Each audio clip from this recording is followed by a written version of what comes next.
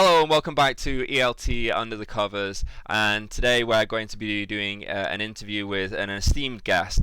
But before we get into that, we're going to do a little introduction for myself. I'm Neil of Team Teacher fame, and I'm joined by my co-host Ravishing Rich.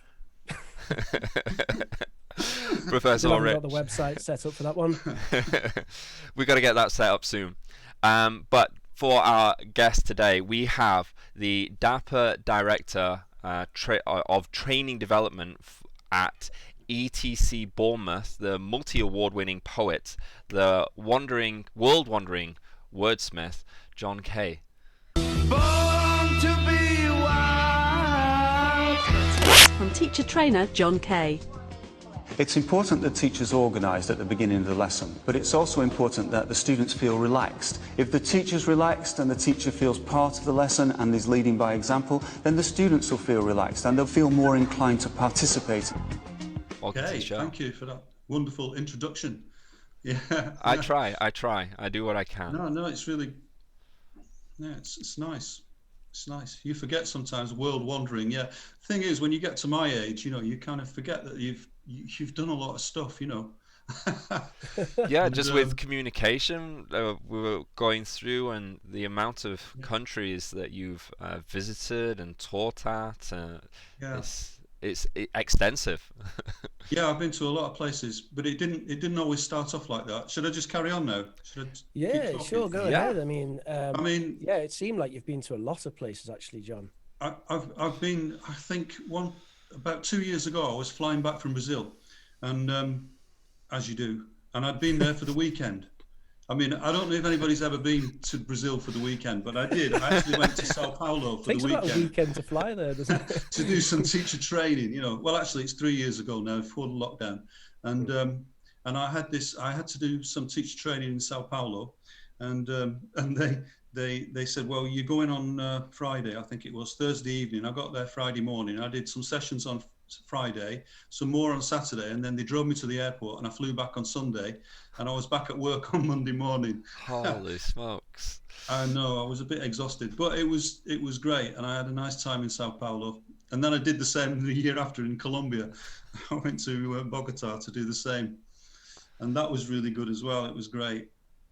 I had been to Colombia before, but it's a long time ago, and the changes that I noticed, in being like, I was there about 30 years ago, and then I went again 2 or 3 years ago, and it was really fantastic. It's great. It's one of the benefits, isn't it, of traveling around and teaching, is you can you get to experience new cultures, but you get to also, if you get to your level, get to see the changes as you come and go through the years. Yeah, it's true.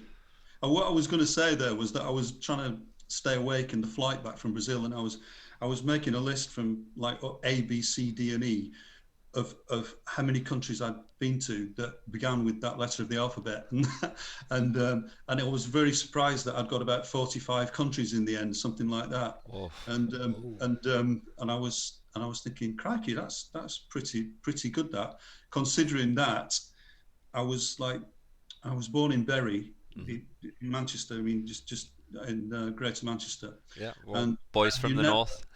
Well, as a kid, yeah, I mean, I recognise your two accents as well, really, but sort of. Anyway, when you're there and you get taught French at school, and you think, well, what's the point of learning French? I'm never going to go to France. I mean, the chances of getting from my town, you go from Manchester to go to Manchester from Bury is like a major expedition. So the chances of me going to France, that's just a dream. Yeah. Anyway, I did manage to get to a lot of different places. First of all, playing football, because I played football quite high standard when I was younger, and they took me from school. I was playing for the local town team, and so I got a trip to Belgium when I was like 11, so that was great. And I went playing basketball to Holland as well. That was a couple of years later. So I did actually escape from the town, and so those were two off my list. With the France, the F had gone already, and the B, Belgium, had gone. So you already started to see the world. Oh yeah, that was it. Yeah, and I liked it. It was great. I still never learned any French, but I did. got inspired to travel. So yeah, should I carry on? Yeah, no. Yeah. So what stage does this connect up to you beginning?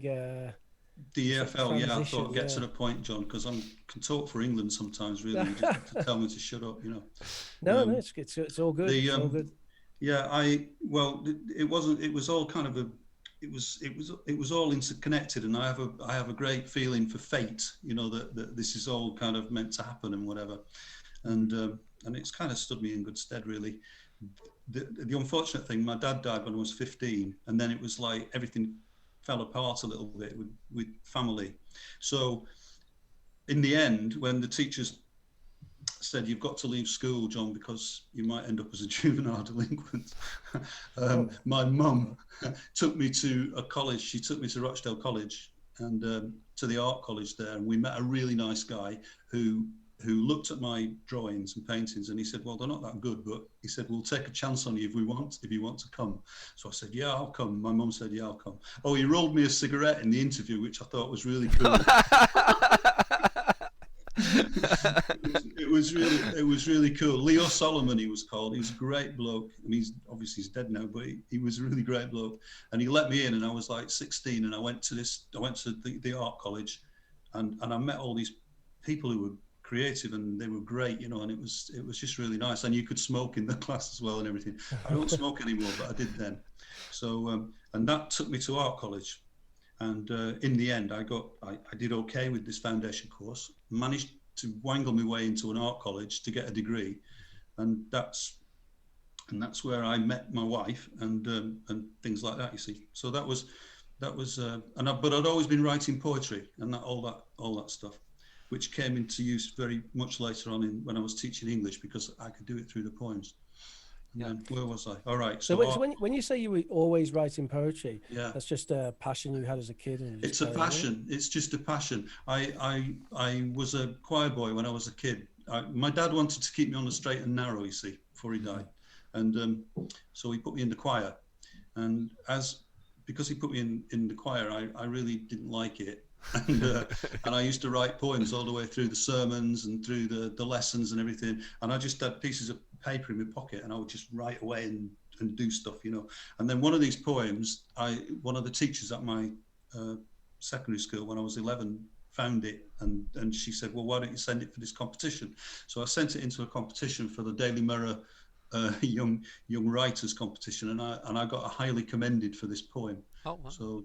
So that was kind of, I thought, oh, well, this is all right. It's good, this, you know, people listening to what I'm saying here. Yeah, it's stoking the passion. So I just carried on writing, and then and that carried on all the way through what I was doing and to traveling.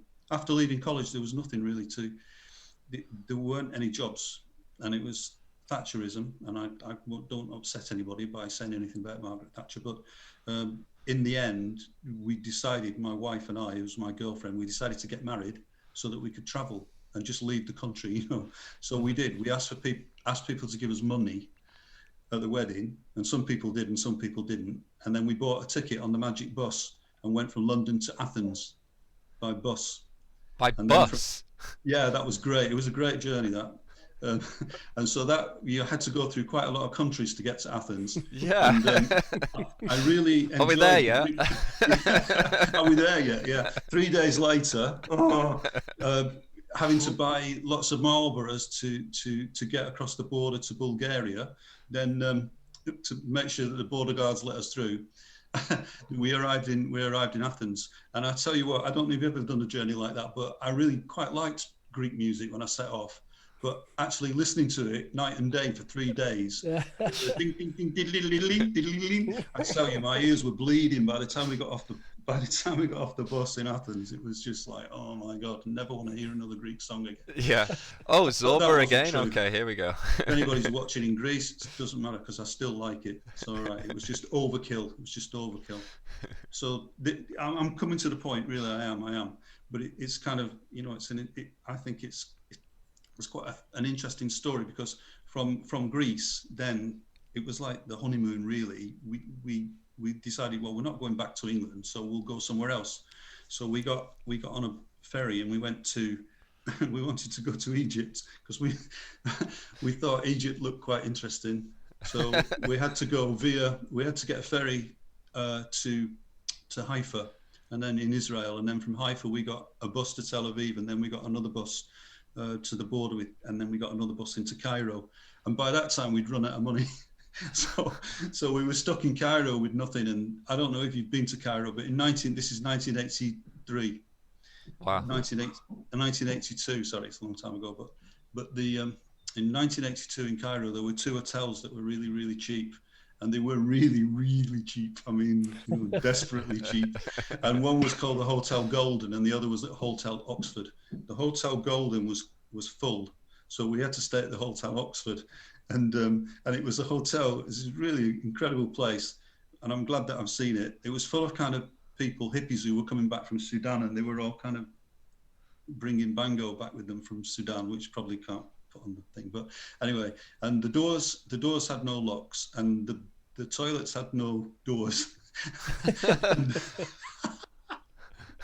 And we stayed there, and it was like, I think it was an Egyptian pound a night. And at the time there was, I don't know, probably about 8 or 10 Egyptian pounds to an English pound. So we stayed there, and we actually applied for a job. We thought, well, how are we going to get enough money? Because we can't actually do this for the rest of our lives. What are we going to do? So we looked in an English newspaper, and there was an advert for a job for English teachers. See, so now I'm getting to the point. Yeah. So there was an English teacher's job. So we kind of tried to look a bit smarter. Went to the English language school, which was the BBC, and we thought, "Ooh, we're working for the BBC. Looks great on a CV, but it was the British Book Centre." So the guy took us in, and he said, "Right, I'm going to sit you in a classroom and watch somebody doing it." Now, I since learned that the guy we watched was an Australian who got a CELTA. He'd got the Cambridge certificate. And so I sat in watching him do it. And I also sat watching the Egyptian bloke who referred to a bathtub as a bath tube. This is a bath tube. So, and with my sense of humor, I was just like, I was like dying to laugh. I mean, with this bath tube, and everybody was repeating bath tube after me. Bath tube, bath tube, tube, bath tube. Anyway, so I thought, well, I can do this. It looks like fun, So I did, and we did it with my wife and I. We both did it. We signed up and we did it, and he said, well, come tomorrow and we'll give you a class. So not knowing anything about grammar or anything, we went to the Nile Hilton, and we bought a grammar book and we took it back to the Hotel Oxford and we sat there looking at something about grammar. So we became kind of experts in comparisons because all we could do was bigger than, smaller than, more interesting than, and that was my lesson for about the first 2 weeks or something. It was just incredible. But we did that, and we made enough money. We got paid cash in hand, and we thought, well, we'll use this money to travel further. So then we went to Sudan, and that was an interesting time to go because in 1983, that was when the famine struck, the Ethiopian famine, and we set off in just very early 1983, and we went to Khartoum, and that was a journey and a half, really. And we went to a lot of villages. And I'm still writing poems. We've got the diaries and the books from that, and which when I retire eventually, I'll probably start writing as a book, to try and put it all together. Yeah. But if anybody's interested, because it's a long time ago now, but we did visit a lot of those places that just disappeared off the map because of the civil war later on. Yeah. And you can imagine. I mean, yeah, you can imagine. We both got dysentery, immediate dysentery, and we both got shot at, and my wife got stung by a scorpion, and without any kind of medicine, there were no hospitals or anything like that. So obviously there's no iPhones and there's no internet or anything like that. So our parents, who were probably going spare by that time, my mum and Yvonne's mum and dad, like they just didn't hear from us for ages. And we finally emerged in Uganda, and that was it. That was the traveling. So there we went. We wanted to go to Zanzibar to see where the slave trade started, And, As you do. As you do. And but then the border was shut with Tanzania from Kenya, so we had to take a slight detour. So we had to go to Uganda, and that was quite interesting because Idi Amin's soldiers were all kind of camped out, and they were all like hiding in the bush and everything. And the roads were in a pretty bad state, to be honest. And there weren't any hotels, so we stayed in a place, a school, slept on the floor as far away from the windows as possible when they went out in the evening shooting at road signs and things, with the AK-47s. So and then we had to go via Rwanda and Burundi to get into Tanzania, and then from Tanzania we went, to Zanzibar. So we did actually get to Zanzibar. So it's like by this time you're kind of clocking up the countries, really. Yeah. Luckily, I mean, we could have died in any of them, I reckon, but we didn't, as you can see, and that was it. So when we got back to England, we did get back to England eventually, and there was still nothing happening because it was still Thatcher's Britain. So we went off again, went to Holland to pack bulbs, and then we went to Austria, and I was a Zimmerman building roofs, putting roofs on houses. Then we went to Israel packing stuff. And there was we worked on a moshav, and there's a link here. There is a link coming up, believe me. The poem that I wrote about being on a moshav. Again, we had a link with the English language teaching there because there was an Irish teacher on the moshav, and she was teaching the Israeli farmers how to speak English.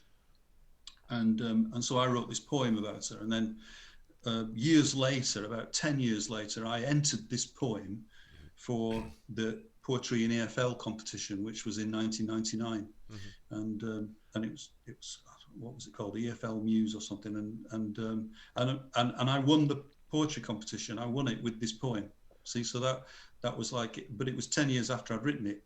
Then, and at the time nobody wanted to know anything about it, the poem. But 10 years later, it kind of grew into itself, and it won. Joe Shapcott was the poet who did the judging for that. And wow. But by that time I was in Saudi Arabia. But that was because we went to the States again to work as camp counselors. That was quite funny. And we worked in Israel, like I said, on the Moshav, driving a tractor and stuff like that. And all this stuff was being stored up because they're all stories for it. And when we got back to England, I thought, well, I really enjoyed being an English language teacher in Egypt. And so I want to do that again. So I was working as a picture framer. My wife took the CELTA course, and after 4 weeks, she got a job in Bournemouth. So she paid for me then to do the CELTA course. So I did the CELTA course, passed it. We passed it. I was under pressure to get a B on the course because she got a B. And at halfway point, I was ready for dropping out because I just had no idea what was going on. I mean, I'm an entertainer, I've done that. I've read poems in pubs and sung with the guitar and all that stuff in the past. And being in front of the students is great, but actually learning what a passive is and learning what a relative clause was, I had no idea what at all. And I just thought, this can't be right. It just can't be right. And I was like ready for dropping out. Yeah. And in the end, I just thought, oh, sod it. I've paid the money now, I'm doing it. And I did get a B because my wife had been offered a job in Oman. And we thought, oh, we've never been to Oman, we'll go there. And then after I'd got this B, the job in Oman fell through. Oh, no. So we ended up teaching in Bournemouth. But that was okay, because then about a few months later, we applied for a job in Ecuador and went to Ecuador. And so we worked for the British Council then in Ecuador. Oh, British Council. Well, to be honest, the British Council, I don't know. I'm not saying anything about the British Council really. I mean, they're a good operation. They do a good job. I think when I was working there, it wasn't the most brilliant experience in the world because I hadn't got very much experience of teaching, and the money was rubbish as well. Because we were getting paid. I think a lot of the time it varies centre to centre, doesn't it? It does. Yeah, we were paid in local currency. You see, that was the thing, and the inflation was so high that really it wasn't worth that much. But there were people working there, senior teachers. They were getting paid a sterling component. You see, so that was okay really for them. But for us, it wasn't. It wasn't. But it was a great experience, with Cotopaxi and Chimborazo and all the things that you've read in poems, So carried on writing there and stuff. Sorry, he says, "Shut up, John." Yeah, no. No. It's no. This is really interesting. Yeah, you're doing it. So many countries before you kind of dip your toe in, I guess, at the start, and then moving around, and then coming back to Bournemouth and kind of like taking the plunge, because I think more or less that's what everyone does. They take a plunge and do a longer course, and that's kind of where you kind of come into it with such an extensive background of travel anyway. Do you feel that helped you?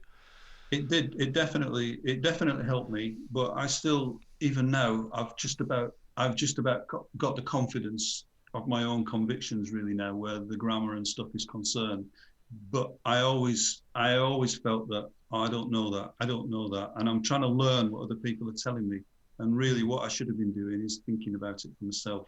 So my philosophy now, when I'm doing training or teaching or training, is I'm not teaching people things. I'm setting them up so that they can think about it and then come to their own conclusions. So I try to avoid any kind of terminology. Scott Thornberry's dogma, I mean, really, that was kind of what I was doing, really. You want to just use the people in the class. And I was a big fan of Michael Lewis before he died. You know, once I'd read the English verb, and eventually, actually, there's a story there. I was presented with the book, The English Verb, as soon as I got off the plane in Quito, in Ecuador, and I'd got, I don't know, 6 months experience at the most, and I still didn't know what present simple was. And suddenly I was presented with this book, and I just couldn't understand it because I wasn't ready for it. You know, I wasn't ready for the radical. It was really radical because it was published in '82 and I was doing that in '86 or something. And I just thought, I'm not really ready for this. But once I did get ready for it and read it, I thought, this makes so much sense, despite the fact that he's from Yorkshire. You know what I mean? That went against him a little bit for me, you know, being Lancastrian, but no, it was really good. And that idea that there are only two tenses, and really, when you think about it, there's only one tense. I mean, because there's no present, because as soon as it's here, it's gone. And other people have said that since, and I was saying that a long time ago, thinking, well, you know, why do you have to have all this terminology? It's mad. Continuous. People are saying present simple. Well, it's not really present and it's not simple. Future tense. My kids. I've got 5 kids, all right, and 4 of them, 3 of the boys went to the grammar school here in Bournemouth, and they were being taught that will was the future tense in English, and they believed me. They didn't believe the school. And one of them, who is now teaching English in Naples, one of my sons, Adam, he said, "But what about going to then, sir?" and I think he upset him a bit by doing that, you know, as he would.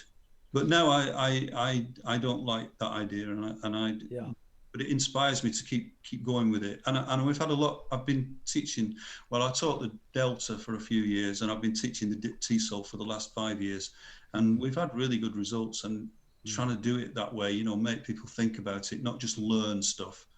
Think. But it's really hard. They come for an interview and they expect you to be, you know, give me an example of a third conditional mixed Africa, whatever. And we're going back to that. I mean, this is the problem. My wife is a primary school teacher, you know, and they've got kids in reception in year 1 learning what adverbial clauses are, you know, and they don't cut it if they don't know what it means. And it's like, no, communicate, you know, what you're doing. So sometimes it's tough as well, because the students themselves come in with having already gone through that kind of stuff, and so they're like primed to want to ask, you know, oh yes, this is the present perfect, or you know, I know you've got to be very diplomatic, haven't you? You know, as a trainer and a teacher, you have to accept that. Yeah, I'm not going to say anything that's going to make you question your own existence or what you've been taught in the past. You know, that's really not what I want you to do. I just want you to think, well, yeah, but have you thought about that? What about that? You know, and then kind of come round. So I'm not going to tell them it's wrong or anything like that. I'm just going to say, well, you know, think about it yourself. you know, is it a good idea that you can only use adverbs of frequency with this, or if you can only use like yet or already with the present perfect, whatever that is, you know, and then you think, what about half the world who says, did you do it yet? I mean, I do, you know, and then they think, oh, all right, okay. So, and I said, look, chill, you know, just chill, don't worry about it. If you get the required result, then do it, and it'll fall into place, and you don't have to worry about all that stuff, you know. Yeah, there's a trend.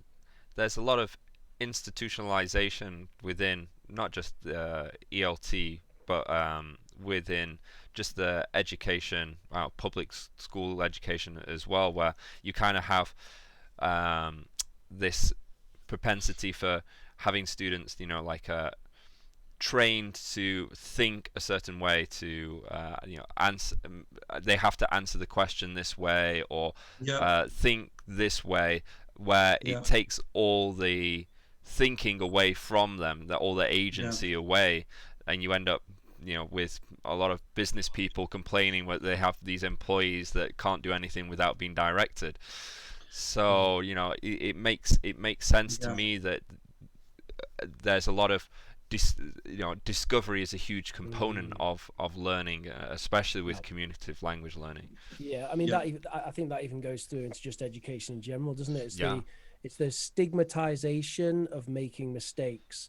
The idea that you know, people, if you make a mistake, it's like a terrible thing, or you should be, you know, embarrassed by that mistake. You know, it's the idea that a kid puts their hand up and says, "Oh, is it this?" and the teacher's like, or even no, worse, wrong. it's tied to your self-worth, that you're you're a good student or bad student. That means that you're a good person or a bad person.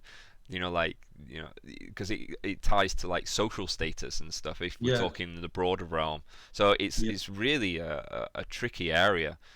I understand, you know, having to have a standard, but well, the standard is really, if you can communicate what you want to communicate, then that's successful communication, isn't it?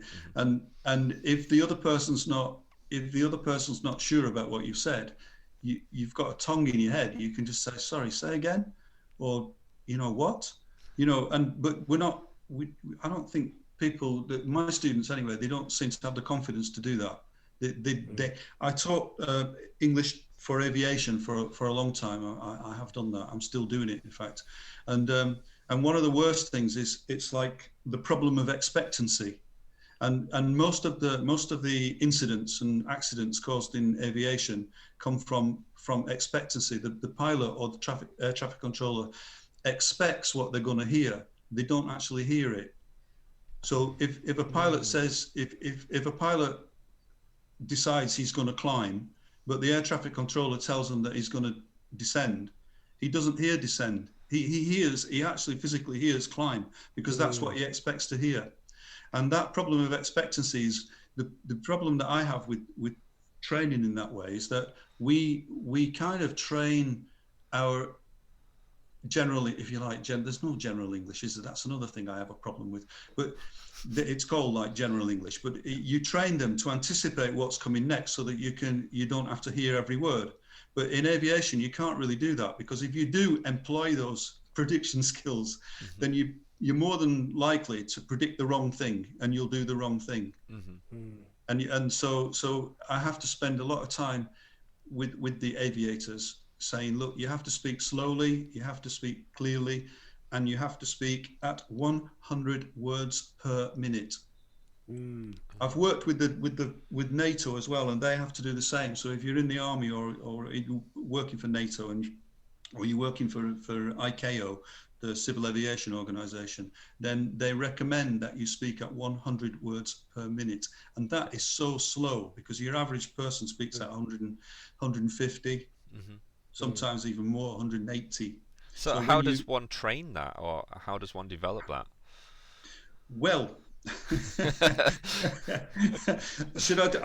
I'll just read you a poem. Sorry, because this is a poem called 100 Words Per Minute, and it was published in the English Teaching Professional, the ETP magazine, and I get the air traffic controllers to do it. I'm not going to read it at 100 words per minute, but you'll get the idea. There are exactly 100 words in this poem, okay? Here it goes. 100 words per minute seems quite slow to any native English speaker's ear, but that's the recommended speed to go if what you say is going to come out clear.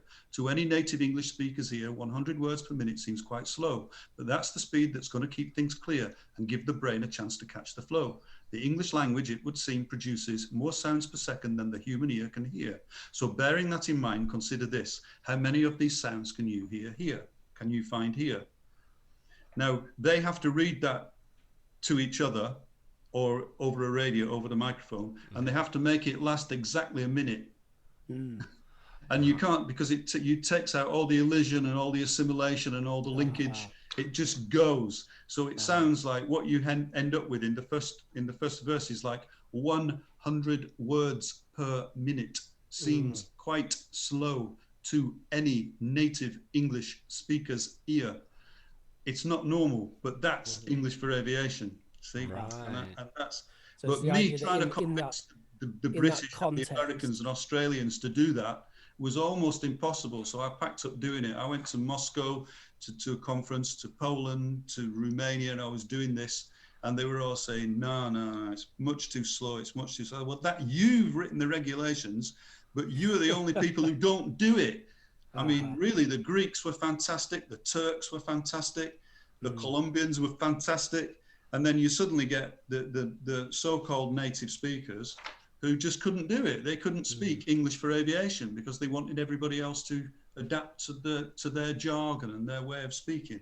And it was like, well, what am I supposed to do? You know, well, we're pilots and air traffic controllers. We're earning more in a day than you earn in a year, like, you know, so you have no say in this matter, really. So I packed up, said, okay, do something. I think, like you said, if they're the ones who are writing the regulations, you know, then that's what it is. Yeah. If you want to say it's 100 words per minute is the recommended, then that should be the standard, right? Yeah. It should be. It should be. It is too slow. But if you do bear that in mind and you think it like that, then it's fine. Winston Churchill used to speak at 110 words per minute, and JF Kennedy spoke at 111 words per minute, because they were reaching a wide audience of different nationalities, and that's why they had to enunciate. Yeah, and there's power to letting the word sit, especially if you choose the pauses and stuff. Yeah. And I find it interesting as well, because that the more conversations that we have with teachers, the more that we find that there's layers, because you're learning English, but then there's other layers of English in a certain way. So like English in aviation, English in business. There's so many examples, and I always think when you were talking about the aviation as well, I was always thinking about international English, like, or not business English, but when I've got plenty of friends that are non-native English speakers, and they all do business together. You know, someone from Ecuador, someone from Poland, and the people that often find themselves outside of the meeting and outside of the main talking points are the native speakers, because they're unable to communicate, because they're using often overly idiomatic language that doesn't communicate clearly. They're going, oh, well, that was a home run, when in saying something a little bit more to the point. So it's another interesting layer that we always end up touching on. Absolutely agree. I was working with Belarus. That was another place that I've been to with V, but I was working in Minsk with the Belarusian air traffic controllers, and they came over to Bournemouth, and I was working with them in Bournemouth, and they were discussing things in English, and I was the only person that couldn't understand what they were saying. And that really this is a good few years ago now, and that brought it home to me that they're speaking English and they can all understand each other, and I couldn't. So I started taking the mickey, and I'm going, right, everybody, if you'll just like to listen to me for a moment, and I will tell you what you have to do next, okay? And they were like, John, why don't you do that all the time? Yeah. I said, because I'm taking the mickey. And they were going like, no, it's really clear, speak like that. And you think, well, you know, if you do that, if I'd done that in the past in front of people, they just say, well, it's just being racist, you know. But if you adapt, if you can speak in some kind of pseudo-Russian accent to the Russians, yeah, they understand it, you know. And it's quite an interesting thing. That yeah. I think anyone, well, you'd hope that pretty much anyone who's lived abroad for any length of time or traveled a fair amount would start to realize that. I mean, me and Neil lived for a fair amount of time in Spain, and you probably remember this, Neil. You know, like if we couldn't get by with our Spanish at the time, that we were still learning. You know, obviously when we first got there, I didn't speak any Spanish when I first got there. You know, so you kind of use English, and you know, you learn pretty quickly that speaking English in a way that they speak, like that the average Spanish person speaks English, which is not technically a very high level, but if you speak it in that way, they understand you so much better.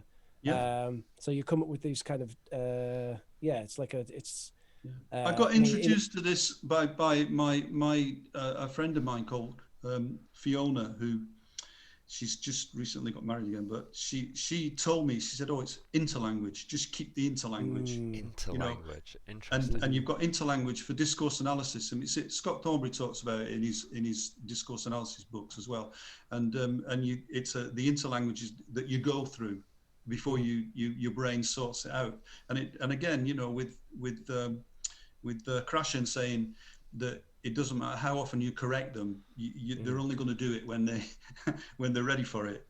You know, so if you've got what he calls his comprehensible input, well, that's okay with the comprehensible input. But and if you correct them, it doesn't matter how many times you correct them, they'll only do it right when it's up to them, when their brain has decided. And I'll go with that. I mean, you go into classrooms and they've still got like third person S's all over the room to try and remind people to put an S on the end of third person. And I think, why? You know, she go tomorrow, she go yesterday. No problem. You want to pass an exam that's been written by somebody else. Okay, you've got to do it in the way that they want you to do it. But if you want to do something which just communicates, then that's cool by me. You know, it's fine. That's sometimes why I get into trouble, you know, for ideas. Well, I mean, one of the things again about this, John, is like, in my experience, a lot of the students that I deal with, like if I actually ask them what they want, a lot of them will say, "Oh, I want to speak English well," you know, and I'll say, "Well, do you want me to use like a British model?" And they'll say, "Yeah, that's what I want. I want to," particularly if they take classes with me, and so. And it's quite difficult. I mean, I rarely come across someone who says, "Oh no, I don't care about the British model. I just want to communicate." And I don't know if that's just because they're the students who I happen to come across, but or whether it's kind of programmed into students or something that they need to speak like that. I think it's programmed into them, because I think they want to be respectful. And you're the teacher, and if that's the way you speak, then that's what they want. And on the odd occasion where students have said to me, "No, I don't care how I sound, I just want to do it, communicate with that," I think this is great. You know, this is great, but it doesn't happen very often because if I tell you, I mean, I don't speak Spanish. You obviously do know, but when I worked in Ecuador, and I didn't get the chance to practice any Spanish because.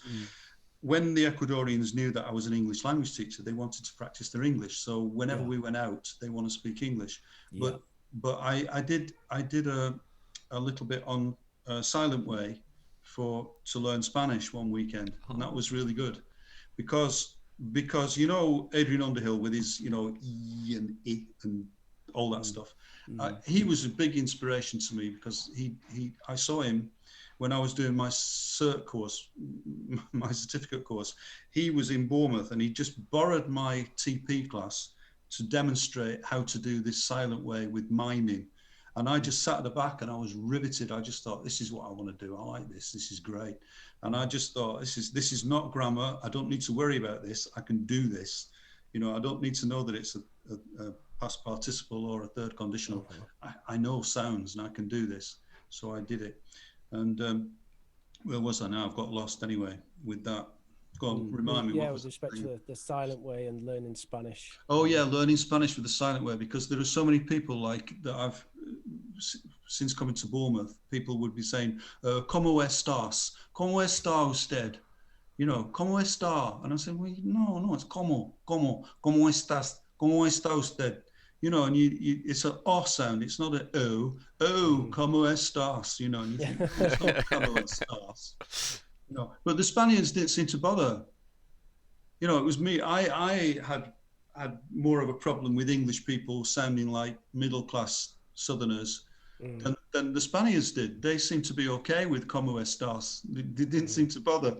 Maybe you can tell me differently, but I wouldn't want to do that. If I'm speaking Spanish, I want to, I want to say it, I don't know, in a Spanish way. You know, I want to do it like that. Because that's how I mean, that's the interlanguage. That's how you're, better gonna get, what you're saying across, because you're kind of saying it how they say it. It makes sense to me. And respecting the language in a way. Although I don't know, in different parts of Spain and in different parts of Latin America, because they've all got their own different accents. So which one am I using? You know, some people say, "Oh, you sound like you come from Argentina," when I speak Spanish. The place specifically where me and Neil were was Valencia, on the coast of Spain, and I found out sometime later that Valencians are sort of notoriously harsh when it comes to non-native speakers of Spanish. And I don't know if you noticed it, Neil, but they would sort of correct you all the time in quite a harsh way as well. I remember one time when you introduced someone to me and you used esto instead of esta, like you said, like esta es instead of esto es. Yeah. No, you said esto es instead of esta es. And she got really upset about it. She was like, "I'm not a thing, I'm a girl," or whatever. And it's like, okay. Yeah. And I found that in did general that on purpose, to be honest. They were very much like that. And a couple of years later, 8 years later, actually, I moved to Cordoba for my last year in Spain. And they were super chilled out. I had colleagues who spoke like the most broken Spanish in the world, and they just were so chilled out and happy. They would easily just communicate with them. Totally different things. So it was definitely like regional, that sort of attitude. Yeah. Oh, I noticed that when I came to Bournemouth, because when I did my CELTA course, there was a girl on the course who said, "Well, you shouldn't be teaching English anyway with a northern accent." And the problem was, for a while, I believed her. I thought, no, I shouldn't be, because I don't say my vowels like these people, you know. And now I can do, but I did kind of believe it for a while. It's weird because I'm from the north, but my background was a lot in media. So I did a bit of the BBC training, so I kind of lost a lot of my accent. Well, it's still there, but anyhow. Wait, they actually trained you specifically how to speak in a radio way or something? There's the radio way of speaking, yeah, and it's kind of like the 100 words per minute sort of thing for broadcast. You have certain pause points and stuff when you're writing your scripts. There's a whole symbology there. It's interesting but boring at the same time. But one of the things is that I always wonder where the line is, because when I was teaching in China, there was a girl from the north, and she had a really broad accent. I can't remember where she was from. She was out in the sticks though, and she would say, "I've got a puppy," and I'm like, "Puppy?" Yeah, like puppy. And I've known people as well with really broad Scottish accents as well. Kind of go Glaswegian. So I'm wondering. I always wonder, where is the point? Where's the point in which you speak English, but with that broad accent, or where do you kind of make it more received? Yeah. Well, you want people to understand what you're saying, basically, don't you? Yeah, that's so. And if you don't, if you're more worried about showing them where you're from than actually saying them understanding what you've got to say, then you should just go away, really. I mean, in my opinion. I mean, seriously, I being from the north, you do get a bit you do get a bit uppity. And I've been with Glaswegians in the classroom, you know, and I say, look, I know you're from Glasgow, all right, I respect that, it's great, but look at these guys here, they can't understand a fucking word you're saying. You know, so you've got, what do you want to do? Do you want them to think, oh, all right, our teacher's from Glasgow and I can't understand a word he's saying? Or do you want them to understand what you're saying? Have you got anything worth saying that they want to hear? You know, Right. and then, so I say, well, think about it, you know, and if you've nothing to prove with them, you know, and it's the same with me. I was the same when I came down here. I still go more mank when I'm talking to certain people, because I want them to be more aware that I'm from there rather than listen to what I'm saying in a way. And it's wrong, you know. And as an English language teacher, you can't do that. You've got to compromise, and you've got to be able to, you know, you've got to stop. You've got to use a mid-range. It's not a receive, it's not RP, but I mean, if you've got Adrian Underhill's chart, I at first I was a bit against that, because I thought, well, I don't pronounce all those vowel sounds like that. But I think, well, so what? It doesn't matter really. If you can pronounce those sounds, you can communicate with anybody in English anywhere in the world. So all this daft stuff of having American English charts and British English charts done by this person or that person, it doesn't really matter. At the end of the day, you know, whether I say Bath or whether I say Bath, or it doesn't matter. The more you listen to different people with different native speaker accents, the way they pronounce different words, you think, wow. And especially now with Ebonics, I mean, I can't speak Ebonics at all. I mean, and I'd love to be able to, but even now on the BBC, you've got things like player, you know, it's like iPlayer. Well, it's not iPlayer anymore, it's play. You know, you can watch it again on play. And you think, oh, that means iPlayer.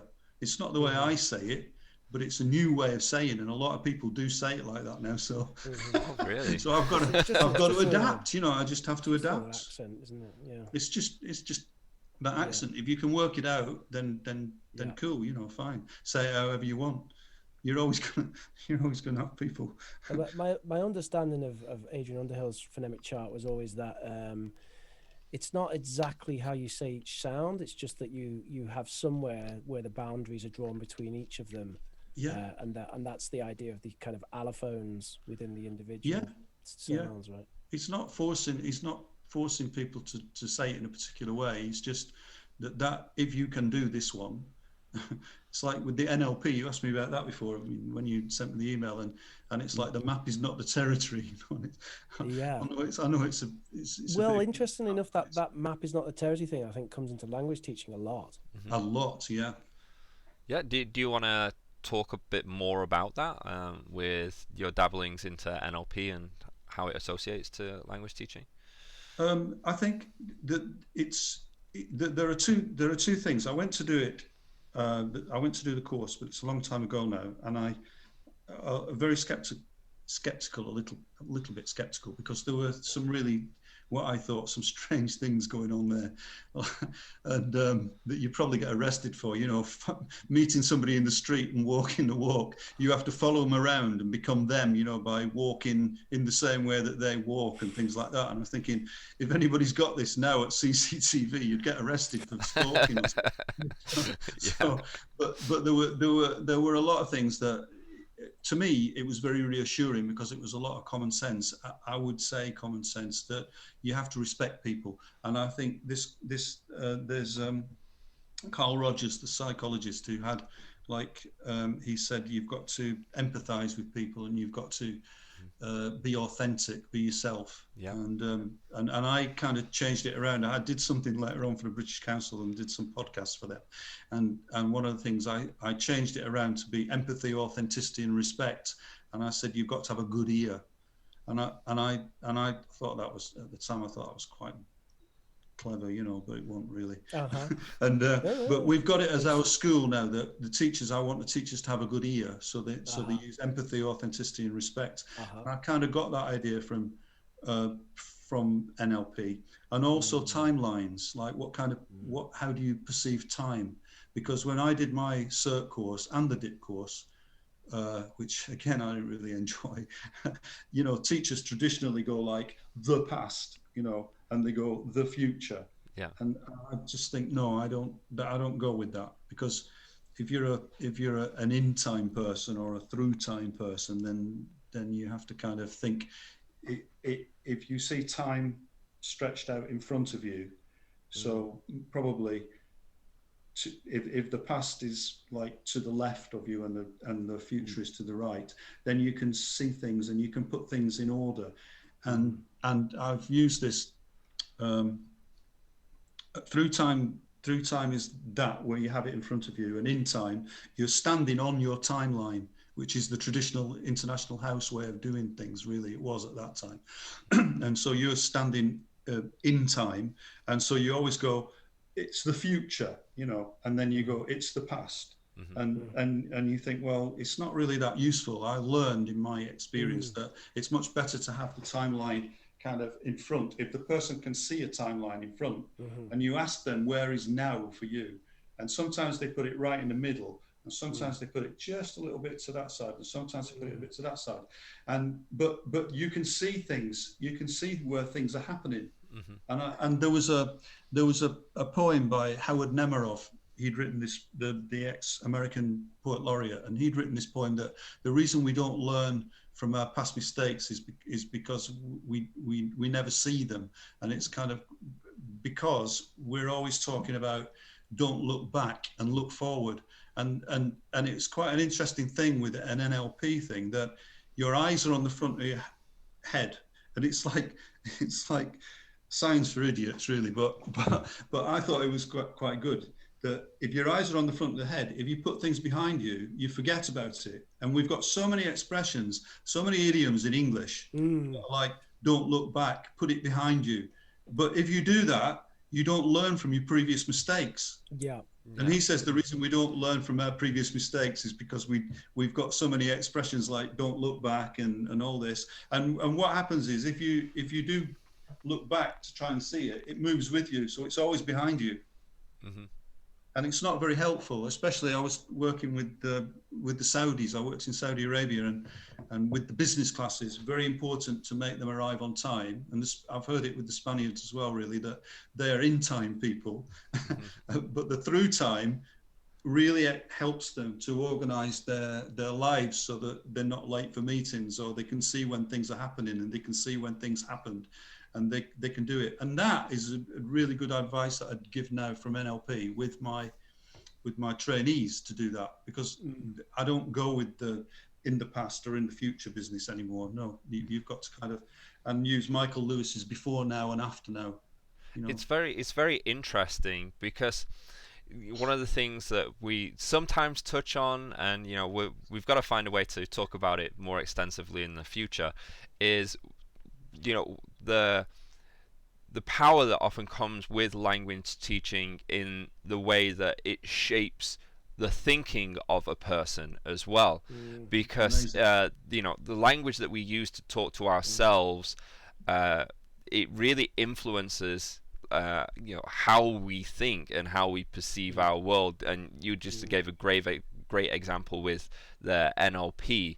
So I always wonder with that, to what extent do we have to think about that, when we are teaching English?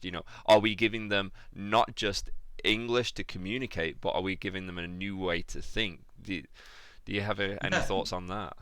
Yeah, I have got thoughts on that. Yeah, I think it's true. Even like you were saying with soy, what is it? An estar, where you've got to be in Spanish, where you've got estar and you've got the temporary be and the permanent be. Oh, that's really cool. That's a great idea. Why it should be. And like when we're donde quedar al banco, and you say, where does the bank stay? And you think, that's cool. That's really good. And you start to see things in a slightly different way. And again, another thing that I wanted to mention about that NLP was how instruction giving in the classroom. When a teacher gives instructions, if they say, I mean, you probably know all this already, but if you say like, don't do it, then the chances are they'll do it. Exactly. Because the research, and I know from the experience of having my own kids that happens. because apparently the brain registers the verb before it registers the auxiliary. Yeah. I don't know. I mean, it's very difficult to prove that, but I've read it somewhere, and I think it kind of rings true. That if you say I said to all my kids, if there's a puddle of water, if you say don't jump in the puddle, then they will do. But if you say walk around it, they'll walk around it. Yeah. So now if you apply that to the classroom, then it's really cool, because if a teacher says to somebody don't turn it over, they'll want to turn it over. And if you don't want them to turn it over, don't say that. Just say leave it on the table. Yeah. And when you say leave it on the table, they leave it on the table. And if you say don't turn it over, they turn it over. So so if you want to create that energy to say don't turn it over, because you really secretly want them to turn it over, and you build up that you know, the need to turn it over, then say that, don't turn it over. But only if you want to do that. If you don't want them to turn it over, don't say it. And it's the same, that's the same with everything. If you frame everything in a way that is positively framed, like lawyers do when they're trying to hang you, you know, or something. Yeah. Well, it's have you ever heard of Fred Rogers, the American children's TV show host? He did Welcome to the Neighborhood. There's a great recent film with Tom Hanks doing his biography. Yeah, he did his an extensive long-running TV show called Welcome to the Neighborhood, and he actually had an educational background in child development along with being a pastor, and he's got some interesting books on how he would present ideas and stuff to students. And it was because I studied counseling, and Carl Rogers, you mentioned him earlier, so I was familiar, and when I was reading one of his books, it was very interesting because he used these techniques. So for example, when he was giving advice, I think he did a special episode after 9/11 before he died, onto what happens if there's a disaster or some sort of danger in an environment. And he went through the process of writing out how you would present that language to children so they better understand, and they understand clearly. And you know, people would say, you know, like, go to your mom or dad, but he knew that not every child had a mom or a dad. So he would say stuff like, look for the helpers. Speak to the helpers, and the helpers are those that will help you. And I just thought it was ingenious, and it was very similar to community language teaching, with being integrated with like NLP. And it is so important that you think about the way that you're presenting your language, especially with instructions, but also, you know, to get people to do what you want. Oh, actually, that sounds terrible. Sounds like you're a puppet master. No, I know exactly what you mean. You don't apologize. No, because you're right. I know exactly what you mean, because you do have a bit of a crisis sometimes. I do, that you think you see Derren Brown on the television, you know, and you think, yeah, you can make people do what you want, and if that misuse of NLP.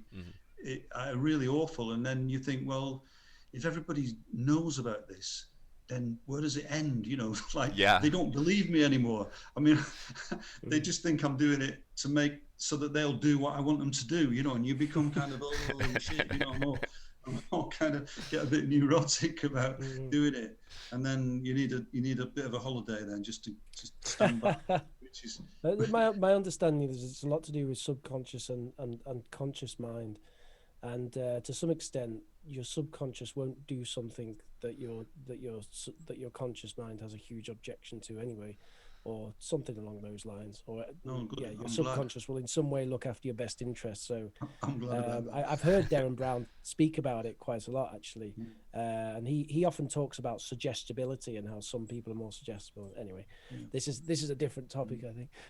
No, it is a different topic, but it's related, because you can do that with the students to help them remember things. If they're remembering vocabulary, you can do a little kind of Derren Brown trick that you can set words up. I mean, I've done it. I've put words, if I want them to, I'll give you an example. In my school, in the school where I work, when I actually do work there now with ETC, we'll be back, soon. I put little things up on the wall, and I wrote them in orange, because orange helps you to remember, but you don't actually notice. It appeals to the subconscious mind. So I put things for the students' benefit and for the teachers' benefit around the school, and I just stick them in places around the school. So they can see it in the peripheral vision, but they don't actually know they're looking at it. So you could say that it's a bit like it's brainwashing in a way, but if you put things like, remember to speak English, but don't say don't speak your own language or something. But you have to kind of put remember to speak English, and you stick that on a wall in a certain position, they'll see it. They won't see it, but they will see it, and it'll register, and they'll keep seeing it every day. They just like Derren Brown when he did that experiment with the advertising executives, where they drove them past all these different signs and then asked them to come up with a logo for a pet cemetery or something. And they didn't realize that subliminally they'd been seeing all these different notices, and that made them do what they did. And that's what I've been doing that in the classroom, but I've been doing it for a while. Learning the sounds of the, learning the phonemes. I'd stick the vowels on the ceiling. So if it was an E, I'd put it on the ceiling. So they'd learn the word. And whenever they made a mistake or whatever with the sound, and it was an I or rather than an E, I would point to the ceiling, and they would. In the end, it was like behaviorism, because they would associate my pointing at the ceiling with correcting their own mistake, and they would do it. And then I would take away all the phonemes from the walls, like or on the wall and or on the door, and and then take them all away. And all you'd have to do was like point at I've done it in the class where you point at the door and everybody in the class kind of goes, or, And it is quite a neat party trick. You've influenced them into doing something which it's fun. It's fun, and if you can have a laugh with it, it's really good. But it's for the greater good. Oh, for the greater good, definitely. Yeah, I wouldn't want to embed any anti, what do they call it? Anything anti anything. I can almost imagine like a future like VR, like learn the phonemics in English app, where you kind of just put it on and you're in a room and it's like or is the door and E is this. Yeah, that's a fantastic idea. Yeah, there you go. I mean, yeah. I mean, I'm past it now, aren't I? But you can do that. Get it made. Someone can do it. I'm still at the point of like writing it on the wall and things like that. Really should just put it on the phone so it comes up and things like that. No, right. What else? What else would you? I did those podcasts for the British Council on teaching young learners a few years ago as well, and that was interesting. I think well you can sort of go off on that if you want, John, but I've got a couple of sort of questions in mind actually. Good. Sort of devil's advocate style questions. So for example, like if we talk about sort of modeling or how you present language, how would this how does that kind of fit with the idea of let's say because you're defining language as in the goal is just to communicate. So at what point, how do you present something and that that's the boundary where that person would need it to be like that for them to, where I'm getting with this? Yeah, kind of. Yeah.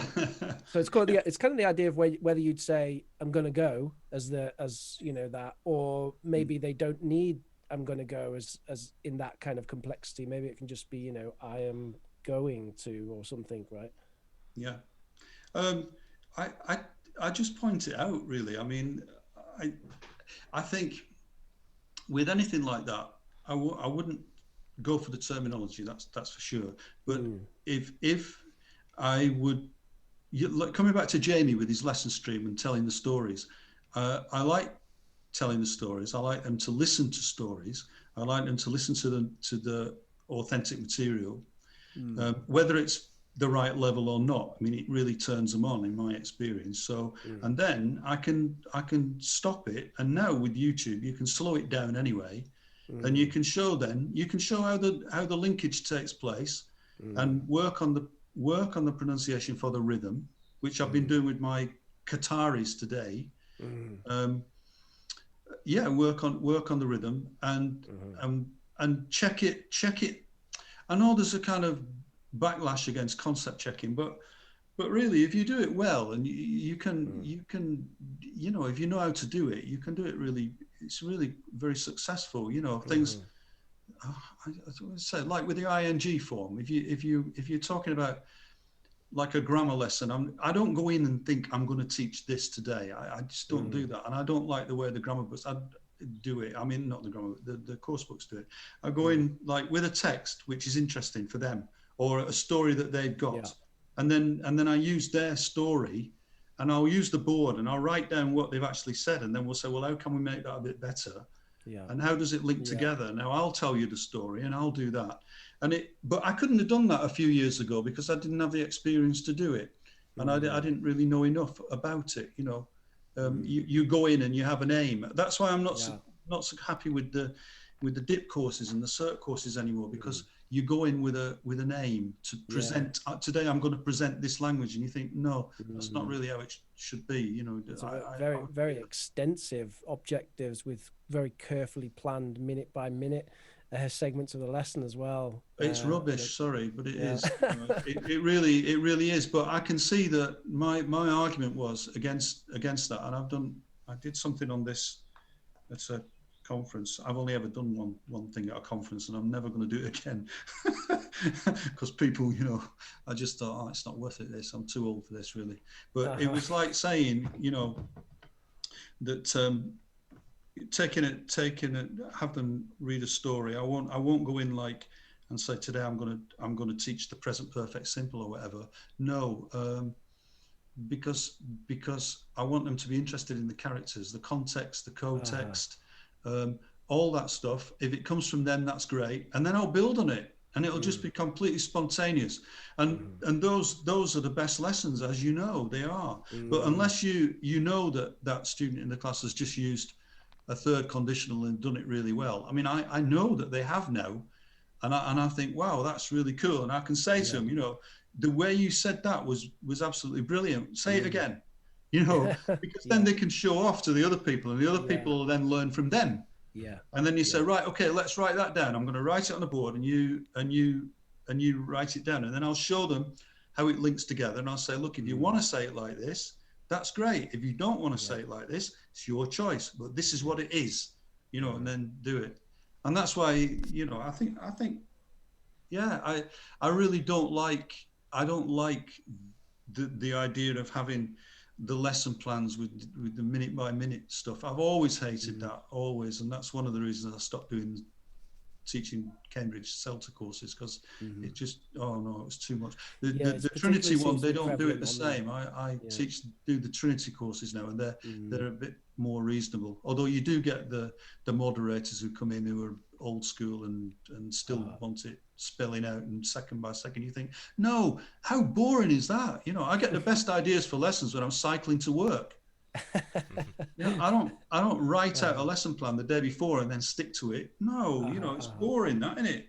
You might die on the way there. But how do you get to that point? Because you said it yourself, that you wouldn't be confident or experienced enough to do that, years back. So I would have been if the tutors had told me. If the tutors had told you, what's the process for a teacher to go to that level then, in your estimation? Well, I think they're at the level if they're smart enough, and I use that word guardedly. But I mean, if they know what effect their speaking is having on the people in the class, then if it's helping the students to speak English, then it's successful. It's not whether you're teaching them you know what it's called, whether you know, if they can understand what you're saying, and you can do like Rich was saying earlier on, you know, with that interlanguage. I don't see anything wrong with that if the teacher can communicate what they want and then say, right, I'm going to say it in another way. This is a little bit more, if you like, sophisticated. That, we wouldn't say that to them, but do it, and so they can practice saying that, and then, but don't expect them, not like PPP, you know, I'm going to give you this and then you're going to practice it. Not that I'm totally anti-PPP, don't get me wrong, you know, I'm not, because you need to have something when you haven't got that experience, and that's, you know, you give them the language and check the context, check that they understand it. But to be honest, a lot of new teachers, they can't check that they understand it because they don't know themselves. They can't check those concepts and ask the right kind of questions and do the timelines because they don't know how to do it well enough. They can do it just to compensatory strategies, you know, that's what it is. And on a 4-week course, that's what you get, you know, it's survival. You do that and survive, and then you're in a job straight after, and then you spend the next 2 years surviving. And if you're lucky, you kind of, it starts to fall into place a little bit. But there are teachers who've been teaching for donkey's years. They've never got past that survival. They're still putting people into pairs and not knowing why they're doing it. And they're still doing, you know, stuff that you think, well, why are you doing that? Well, because that's what English language teachers do. And you think, well, stop it, you know, behave. Just... Yeah, I mean, that's one of the big things I probably got out of the CELTA actually, was just thinking about why you're doing things. I think that was one of my big takeaways, because I'd been teaching for 2 years by the time I did my CELTA. Right. I maybe I have a similar opinion to you about it, that I didn't feel like I learned a great deal, and the tutors were very good actually. They were probably more on the kind of forward thinking side of things rather than sticking didn't you say that was at Oxford House where you did that? That's where I did my dip. Oh, that's the dip. House, which I also loved. Again, had some great tutors on that. I don't know if you. I've heard good things about Oxford House. Really, I mean, I've got colleagues of mine who did the dip with Oxford House, and they speak very highly of it. Yeah. Well, I very much felt like I was encouraged to experiment on my diploma, which was great. You know, because it introduced me to all kinds of things that I'd never come across before in teaching. Yeah, good. Which, unfortunately, institutions still don't necessarily embrace. They still kind of maybe frown on some of that. It's true. Which is unfortunate. Because it's true. You know, still going to teach the future tense this week, aren't we? Yeah. And they're the teachers who are going to get employed during a lockdown. You know, not the ones who are going to experiment, but the ones who are solid 3 tenses, do this, will is the future tense, and teach that, you know, because that's what Where did you do the CELTA then, the cert one? Was that in Spain? Was a place called Campbell College in Valencia. Right. I don't know if they've been going for absolutely donkey's years, but I had a very good experience there. But I think good. It definitely felt like something that I wish I'd done at day one rather than sort of 2 years later, because I thought, this would have been really useful back then, because I had a similar experience to you. You know, when you were in Egypt, you said was like the first couple of times you taught, right? And I didn't know anything really. You know, I just went in and taught a few lessons, and I almost feel like the students in those lessons should get their money back, to be honest, because you know I was just kind of barreling through and trying to get through with the book and learning what the first certificate was and all this kind of stuff, because that was the big thing in Spain at the time. But yeah, when I finally did the CELTA, I think I was kind of getting to a decent competency level with teaching, but definitely thinking about the rationale, that was probably a big takeaway, because I hadn't really thought a lot about that, and the tutors there in particular, they did kind of, they made a big point of that, like thinking about why you're doing everything basically. But you were fortunate because you got that 2 years to play on. You know what I mean? You could actually refer back to that, and you knew what they were on about. Sometimes when I've been teaching on a cert course with CELTA or with cert TESOL, with a person who's coming in just clean like that, the rationale, they can't do it, they can't place it, they can't imagine it, because it's just too different. You know, they've never experienced anything like it. So they need that stuff. You know, PPP would really good to them. You know, today we're going to do controlled oral practice, and we'll do that in a session. You've learned how to do it. Tomorrow we're doing guided practice. You know, and at the end you can do all that stuff, and you're off. You know. Well, you know, in one way, I've always thought that, like, the pedagogy in language teaching in general, not just communicative language teaching, but any kind of language teaching, it seems to be ahead of, you know, public school teaching everywhere. Yeah. You know, and it seems to have been like that for some time, actually. I agree. So if your only experience of being taught is in like a traditional classroom, then when you're suddenly being a language teacher, it might be you don't really have any context for it. No. And again, if you're not encouraged, I would say now, when I do the cert and when I do the dip, encourage people to be creative, for want of a better word, you know, and Alan Maley's book on creativity and things, you know, look at that, do that. If you have an idea, go for it, you know, a little bit like you said you were encouraged to do on your dip course. You know, I would encourage them, but sometimes they don't believe you. There are teachers who've been teaching for a while, they come to do the dip and they don't believe that they have the freedom to do that. They think they've got to conform to a way that English language teachers are supposed to do it. And then I feel like, no, do that, you know, please, you know. Yeah. Then they don't believe me. Funny how sometimes people will defend the status quo so much, you know. Well, it's almost perpetuating within the institutions, the students and the teachers, in that it kind of refers back to what John just said about, you know, the people that get employed during the lockdown are those, you know, kind of basically by the books.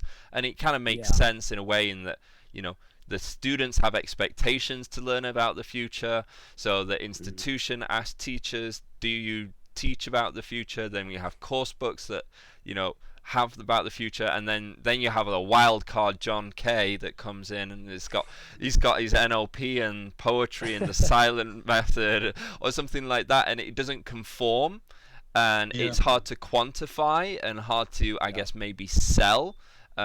In a way, because, you know, that's part of our job, is, you know, when this is not public education, it is private, so people are paying for this. So it's like, how do you prove that you're going to be learning English? And it's one of those things where you're learning English and acquiring English. How do you kind of show that or present it, and in a way that, you know, that they see as progress? Because often, you know, like my son is just under 2 right now, and I was reading to him from, you know, as soon as he got out of the hospital, and, you know, he had books, and now he's throwing out words just every, you know, and I'm like, where is this coming from? But it builds up like an iceberg, right? It's under the water, and then at some point it all emerges. And, you know, that's kind of one of the issues with English as well. Is it's a massive issue. You're like, I don't feel like I'm learning anything, and then suddenly it's just they get confidence one day, and it all comes rushing out. The gates, the floodgates are open. You're absolutely right. But then that's like 6 months after, you know, they fired you for not learning English. I know, and I'm I mean, I'm a big believer in, well, the schools where I've worked, they need to show progress, don't they? Because the parents need to see progress, the agents need to see progress.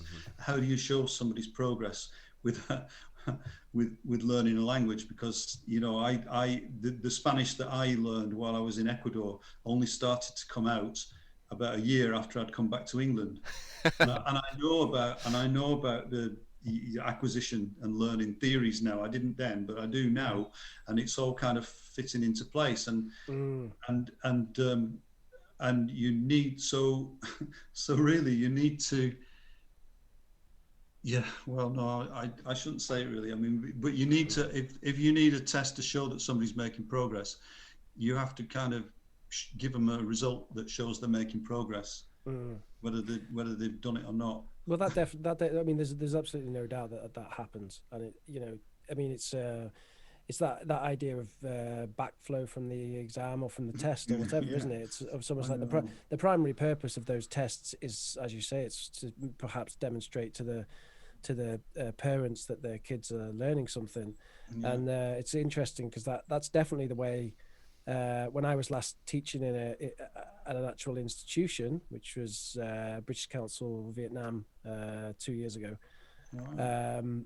then very much that was my attitude toward it. And you know, a lot of the other teachers definitely had that as well. It was like, oh, we're coming up to the assessment now, we'll, you know, kind of tick all those boxes and get all that sorted out. But then on a day-to-day basis, you know, I think particularly the good teachers, whatever that means, you know, would be more concerned with other things like engagement and, Yes. you know, how the kids are doing in each way, doing an interesting lesson for them. So, you know, that kind of stuff, which doesn't really relate to the test necessarily.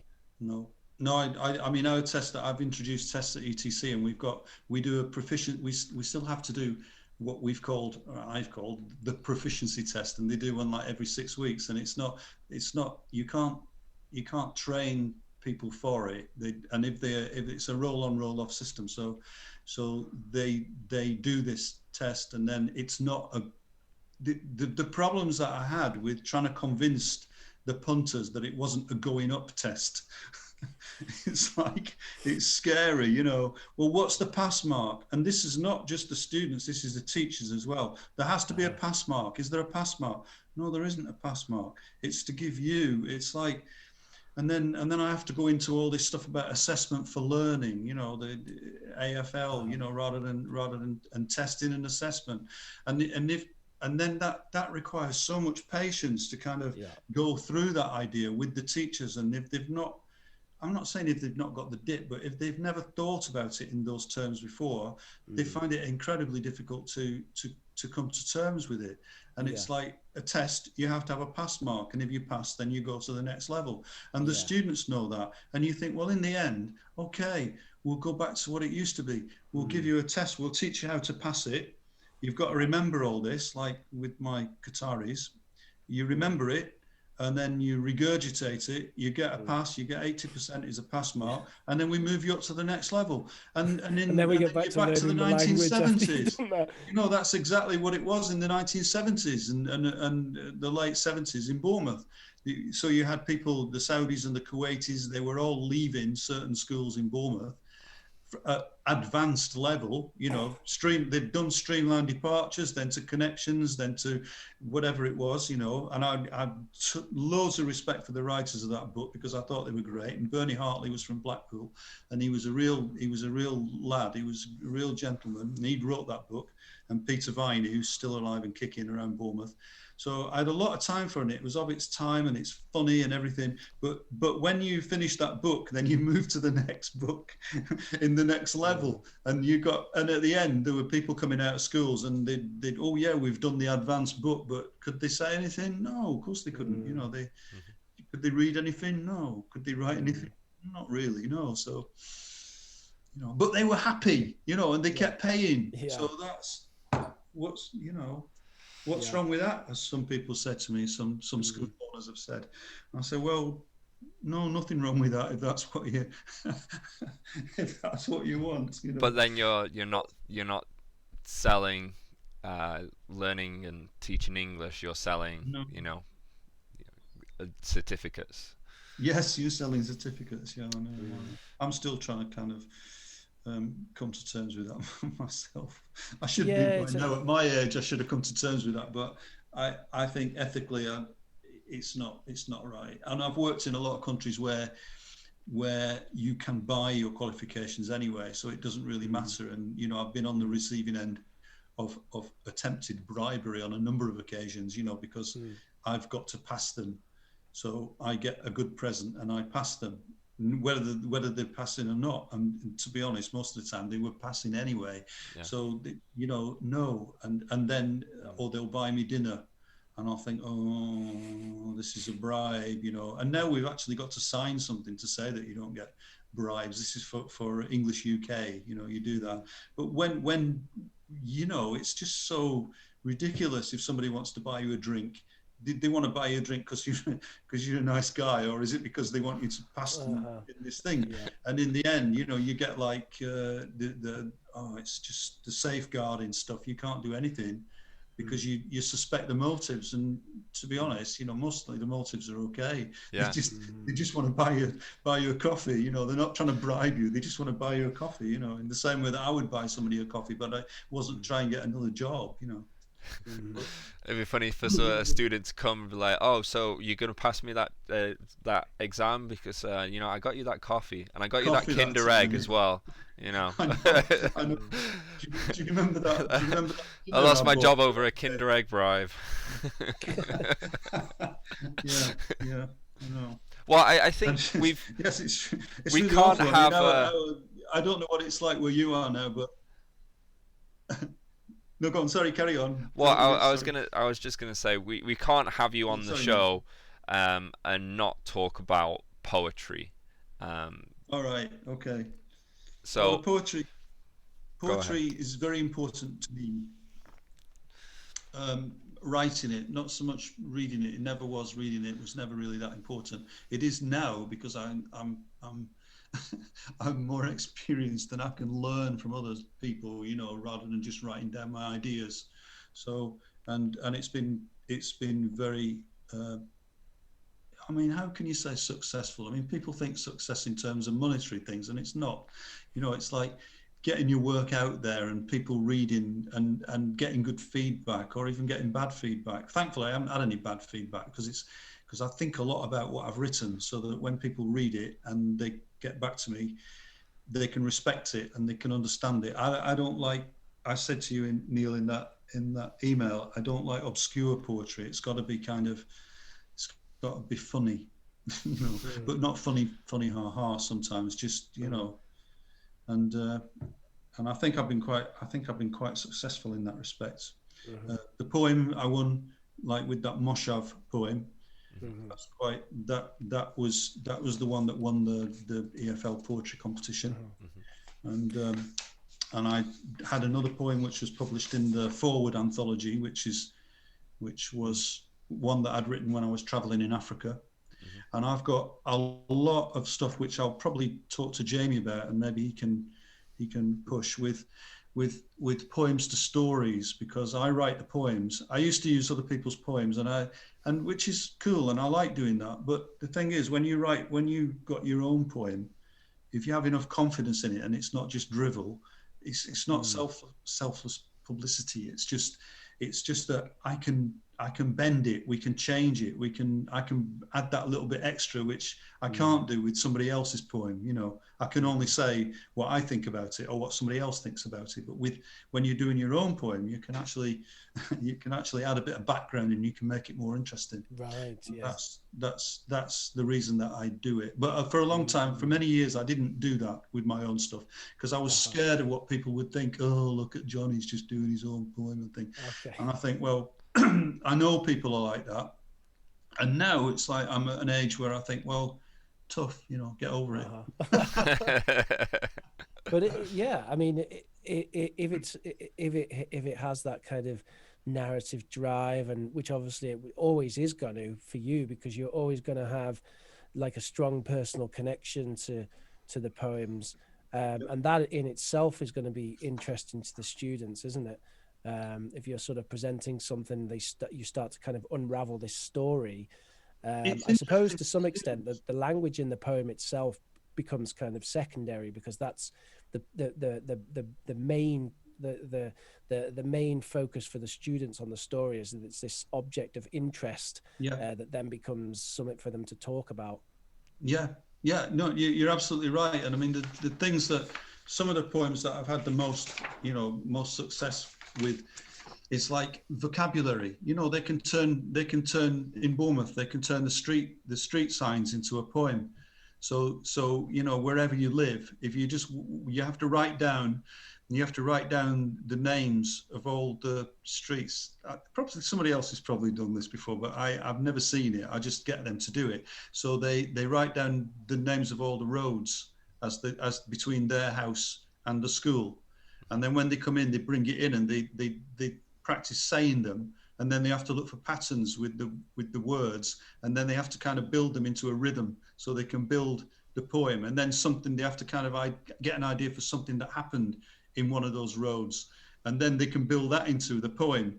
And it's like, in the end, you get, you know, we've got, where I live now, I've got Windermere Road. So you've got you know, Windermere Road, Gerald Road, you know, and if your language doesn't have that same rhythm, it's really cool to hear these students kind of just saying streets and making it sound like poetry. I mean, it's jazz chanting in a way, you know. I mean, going back to Graham's work on jazz chanting. But I'll just give you a quick idea of this for vocabulary. This is a poem. I used to work on a market, you know, and I wrote a poem called Marketed for Life. And so they can look at this, but it's like cling film, cling film and cooking foil, extra length, double strength, rolling pins, drawing pins, safety pins, baking tins, pedal bins, pump pots, plant pots, glue pots, fly swatters, desk jotters, ink blotters, wire cutters, cling film and cooking foil, extra length and double strength. Now there's about, you know, if they can find bits of vocabulary that have that same rhythm and they can run it all together, or they can practice just for the pronunciation of a poem that I've written like that, saying it slowly and saying it quickly. It's fun, you know. They just like it, you know, and they like it. There's nothing else you can say really. I mean, they just like doing it.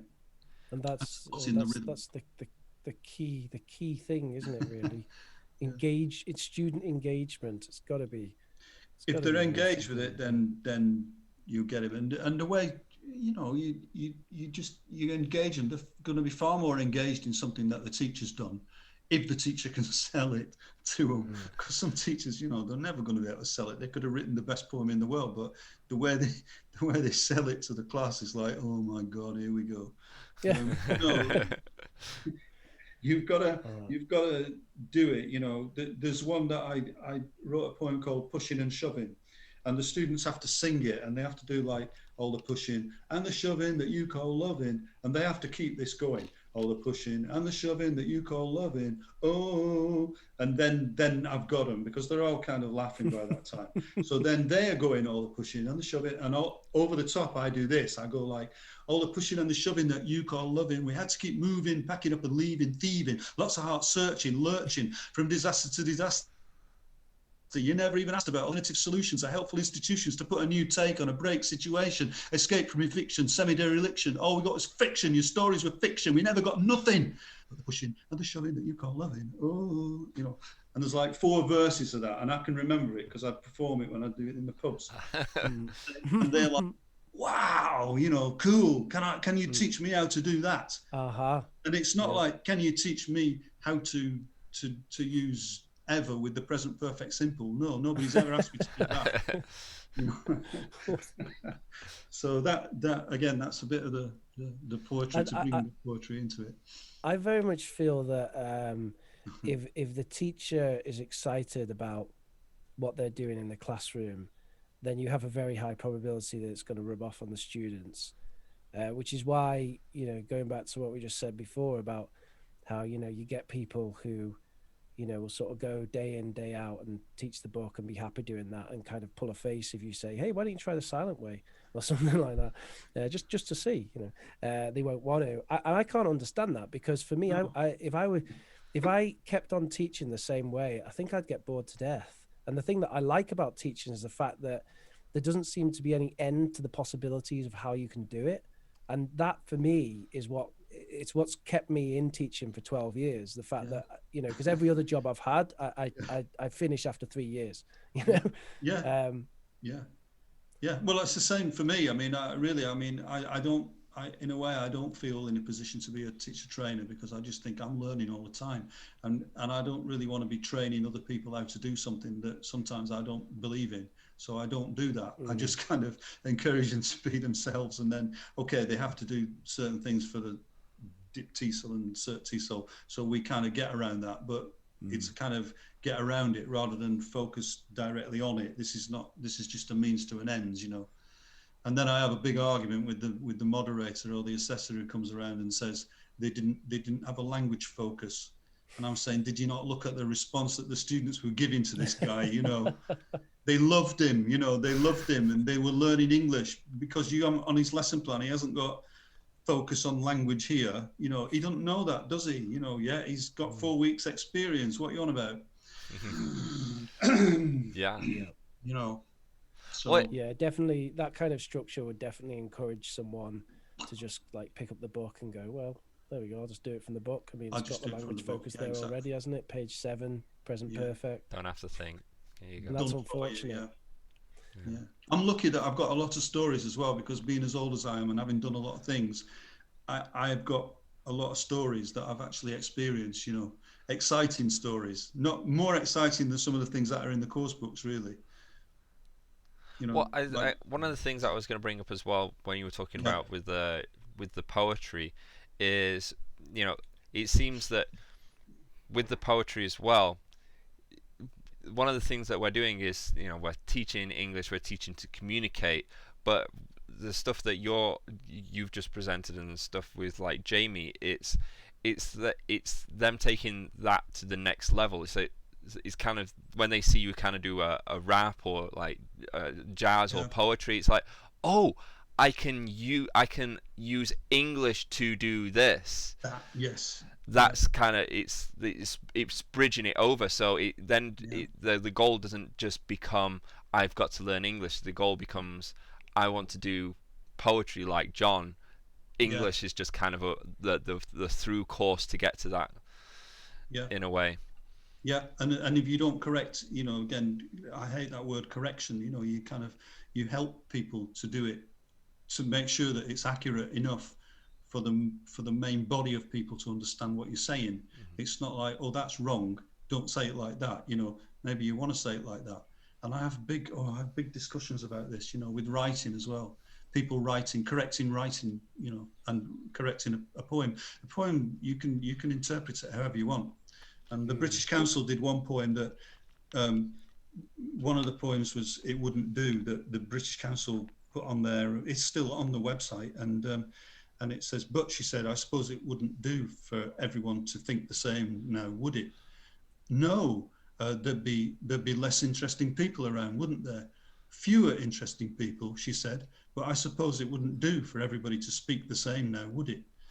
And that's the poem, and it's like I use that poem to kind of get the idea of people being prescriptive about grammar and whether they use less or whether they use fewer, and to get over that idea that less interesting people is not the same as fewer interesting people. So this is a person who is less interesting than somebody else. It doesn't mean there are not as many interesting people. But if you can only see grammar in one way, then you correct people. And it might be that you're not actually doing that. And one of the things when I do the teacher training with in Brazil and Colombia, when I did those, and with continued development courses in England, I used an idea like 1 + 1 = 3. And you can see that people will say, no, it's not, it's 1 + 1 = 2. And what I do to try and get over the idea that 1 + 1, it's not 1 + 1 = 3. Okay, maybe it's the 1 that's wrong, you know, so it should be 1 + 2 = 3. It's not the equals, it's not the 3 that's the mistake, it's one of the other numbers. And that I try to use that to make them think, oh God, you know, when they've got like an Arab who's written, I want to see you yesterday, and they know that they think, no, I want to see you tomorrow, so they correct tomorrow, but actually the mistake is not want but went. Yeah, because in Arabic there aren't enough vowel sounds, so I went to see you yesterday, and they don't understand. If you correct that in written work, they don't understand why you've corrected it. And just little things like that, you know, thinking outside the box. Maybe that's a little NLP thing as well, but what person actually want to say, you know, and do I understand that? But again, you can't really correct written work ever again in the same way. You can't do it because you're teaching people how to write, you know, and how do people write, you know? Yeah. So on the I mean the idea of like writing a formal email or something, it's somewhat synthetic, isn't it? I mean, it's funny because when I find myself writing formal emails now, like ever since I become an English teacher, you know, if I wrote an email, you know, for a job application or something, I would use this synthetic form that I've learned myself from the course book. FCE and whatever. Nevertheless, furthermore, you know, like some of you said you were in China, Neil, and we've got the Chinese students who just include as many kind of neverthelesses and whatever as they can in one sentence, and it makes absolutely no sense whatsoever. But they've obviously got marks for that in the past. So well, there's so many of these private academies that, you know, they're doing like the IELTS when they're at high school and stuff like that. So, you know, that's one of the biggest things about cohesion, isn't it? They're just like, oh, just throw these words in and that's going to show cohesion, not necessarily using it the right way. And I think it kind of sticks, especially when the writing. It's kind of funny how that culture and, you know, then perpetuates and turns into like a whole. This is a general, like, you can read something, you go, oh yeah, this is a Chinese person's writing this, but between the ages of blah blah and blah blah, because they've been sent to all these schools after school. All right, you can suss that. Yeah, we look at them when they come over, and we look at what they've written. You think, ooh, look at that, you know. What do we do with that?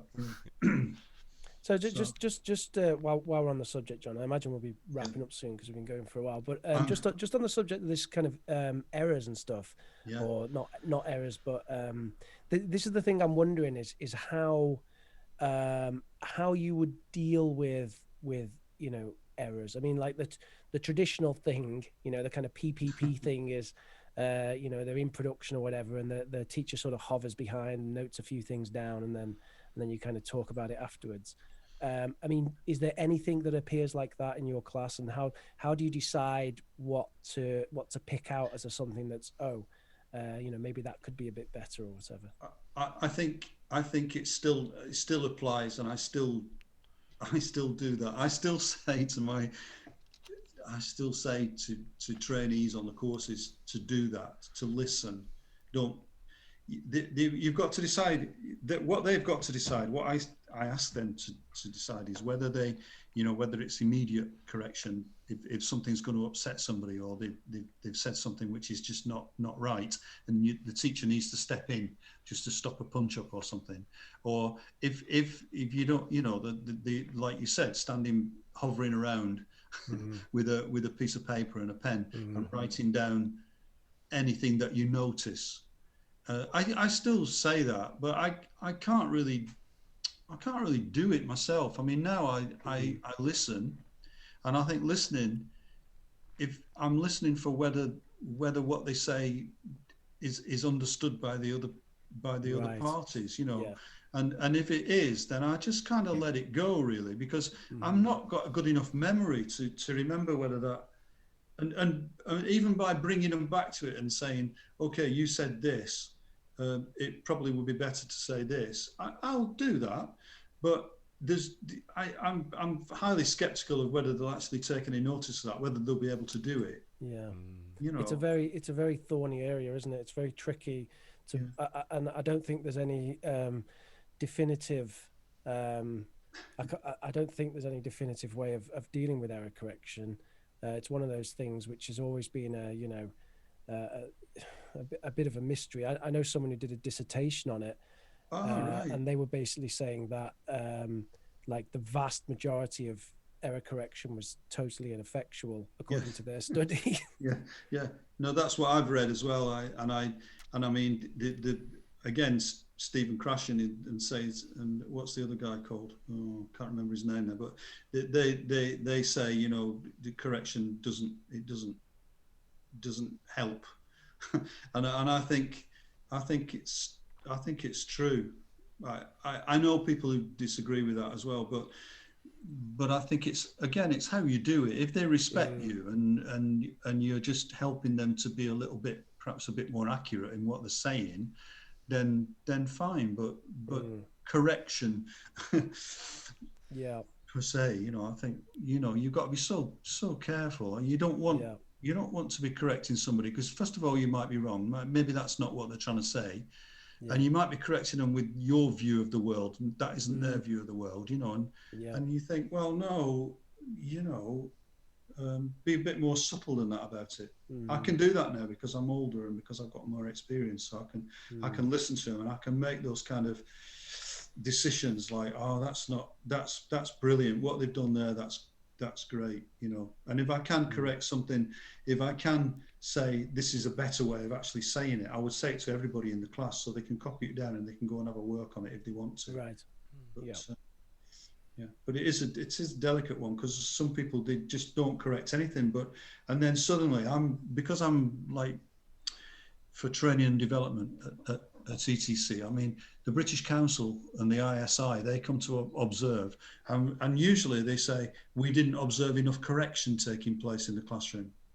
Yeah. And I, if I'm allowed to get into a room with them, I explain very clearly why they didn't see that much correction going on in the classroom. So, but I've got sick of that now. So what I say to the teachers is, look, as soon as they walk through the door, correct something. You know, don't matter what it is, just do it, because you're not. And tell the students that's what you're going to do as well, so they're on your side. Because I know it doesn't help. It doesn't help their language learning or acquisition, but it makes sure that we get British Council accreditation, and they go away happy. So it's very cynical, but I just think, do it. You know, what the hell? I never would have done that when it comes to time. accreditation and certification, then there's hoops sometimes, and that's that.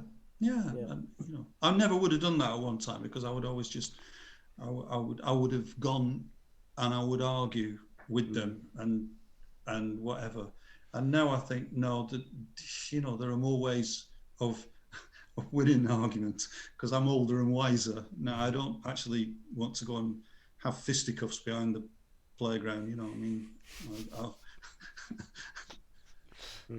I've had enough of that. You know, now you have to kind of be a bit more sophisticated to try and get what you want in a different way. Malicious compliance. Compliance, yes. This is why I've been married for so many years. You know.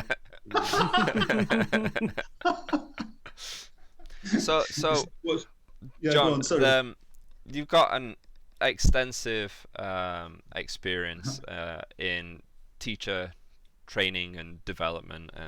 That's what you're doing right now, and you're a very seasoned teacher. And you are on under the covers, you know, we're behind the scenes, we're unfiltered. What would you say to someone that's kind of just starting out? You know, like, what would you like to have been told early on that, you know, think that would put you onto the track to where you got today? Build on your strengths. Build on your strengths. Don't try and change the way you are. The empathy, authenticity, and respect. If you like people, this is what a Japanese student once said. The most important thing for a teacher is to like people. And I think if the teacher likes the people, it shines through. And if you've got that empathy and authenticity, you know, be yourself, and don't worry about.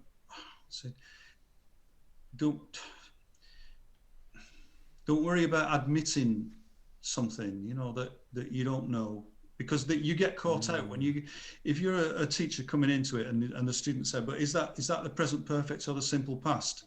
And you don't know.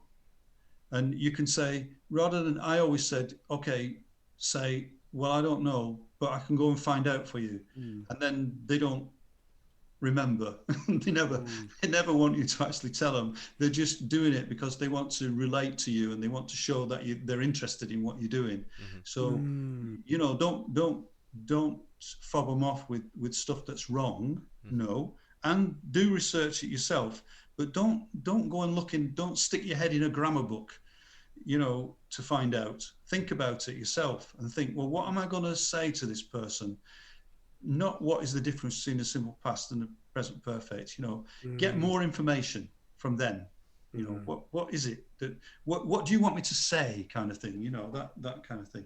And have the confidence, and if you can sing in the class, if you can write poems, write poems. If you can write plays or stories that'll entertain people, do it. If you can tell stories, tell them a story. But remember that you need to keep, checking that they're with you.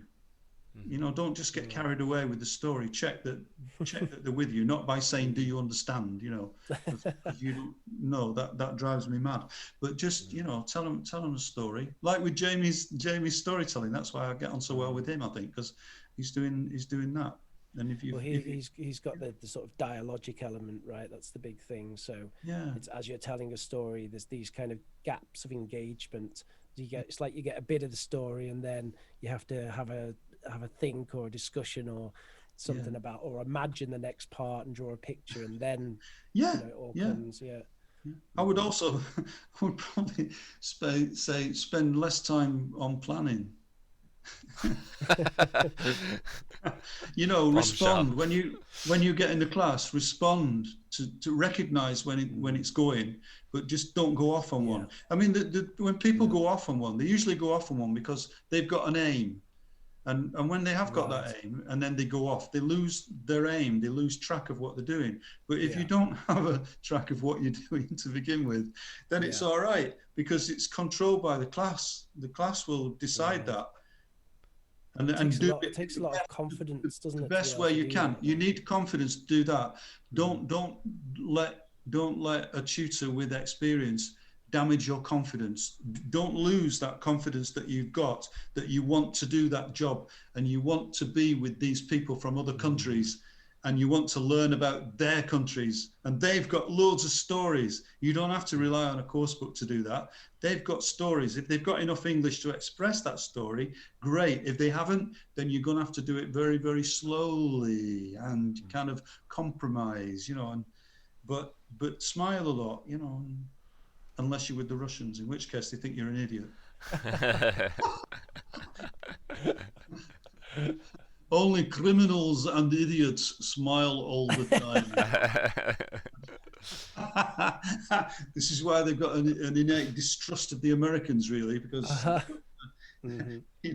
been at those embassy do's, in my time where the Americans are trying to be as friendly as possible and the Russians look as grumpy as possible, because they're just not on the same wavelength. Stop smiling, or you smile more. Don't. Smile wars. I don't know whether that's a good piece of advice. I don't really. There's definitely some cultural relevance to that. I have Russian friends who've told me that kind of thing. Yeah. It depends to some extent where you are in Russia, though. It's pretty big. Absolutely. Well, I spent a lot of time with the Ukrainian air traffic controllers, the Russian air traffic controllers from the Moscow and St. Petersburg branches, and with the Belarusians as well. And they all kind of said the same thing, it's only idiots and criminals smile all the time. So I said, well, we must be a whole family. Our school is just full of criminals and idiots. Because that's what we were taught on the CELTA, go in and, hi, everybody. Said, no, that's another thing. Pacing and leading, coming back to NLP, I would say to any new teachers going in there, pick up on the pace of the lesson. Don't go in there and dictate the pace of the lesson. Don't feel like tutors quite often say, go in and you be bright and cheerful and everything, and be like that. Well, I would think if everybody's looking a bit miserable, you go in looking miserable as well. Yeah. And then you can steer the energy. You pace them, and you pick up on their energy, and you find out why they're looking miserable, blah, blah, blah. And then you can start to lead, but you can only lead them after you've paced them. And that takes a long time. But once you pace and keep in with them, and then you start to lead them to be happy and jolly. And you can do that. But if you're incongruent, as they say, if you go in and you're all like, oh, jolly hockey sticks, I've had a wonderful weekend. How are you? Did you have a nice weekend? And people are sitting there because they're all ill or somebody's died or whatever. They're not going to like that, and you're not going to get anywhere. You can't force them to do that. So that's another bit of advice that I was taught, to always go in looking, like being the lively teacher and everything, and you think, no, it's not such a good idea. In child development, I believe it's called connect and direct. You're supposed to meet this child on their kind of emotional level, you know, like if they're in a Yeah. meltdown or they're crying, and then from there you can kind of like move them in.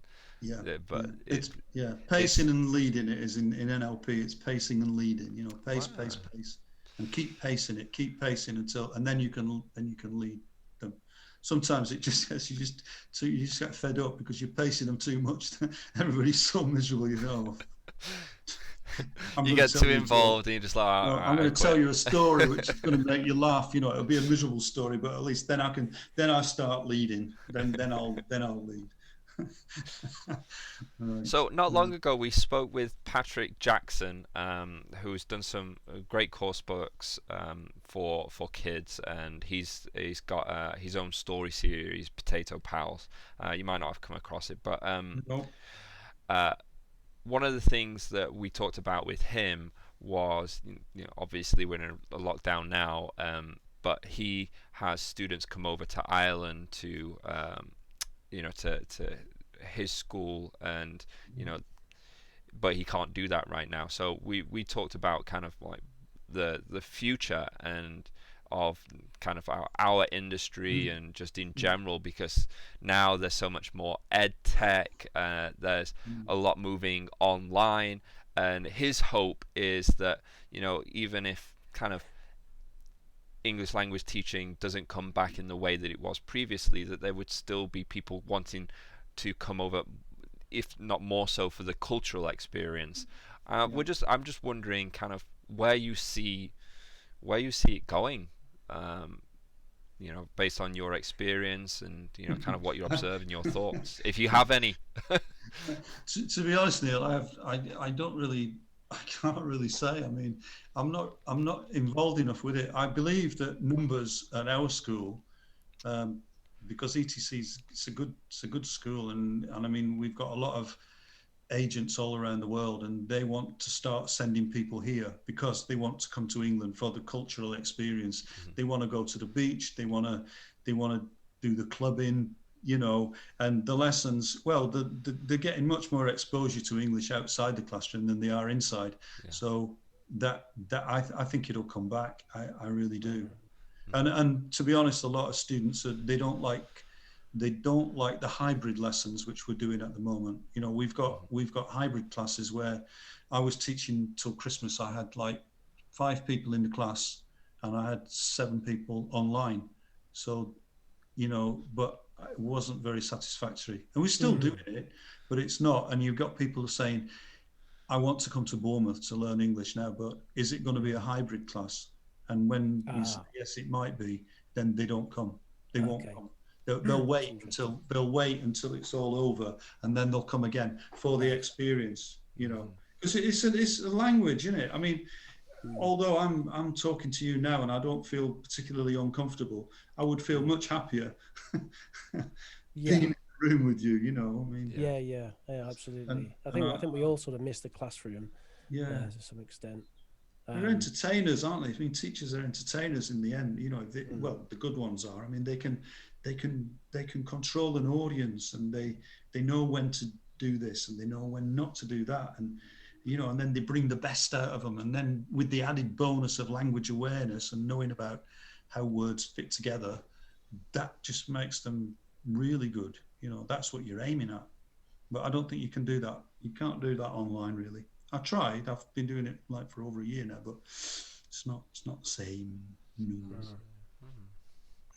So I'll have a look at Patrick Jackson. I'll have a look what he's doing as well. I've got my Fred Rogers note here and my Patrick Jackson. Yeah, Patrick Jackson right now he's doing Pick a Pals. So he moved away from English language teaching per se to Pick a Pals, where he goes into schools and they do like litter collection at the beach, and from the stuff that they collect, they make stories, but also they learn about the environment. And you know, he's got this great cloak of all the stuff that he's found on the beaches, and he's made it into a cloak, kind of like some sort of litter king or something. He looks like a wizard, doesn't he? He does. I can imagine like the kids just loving it. You know, he comes in that cloak, and it's just rubbish sewn onto a cloak, but there's some interesting items there. They're Oh. all things he's found on the beach, you know.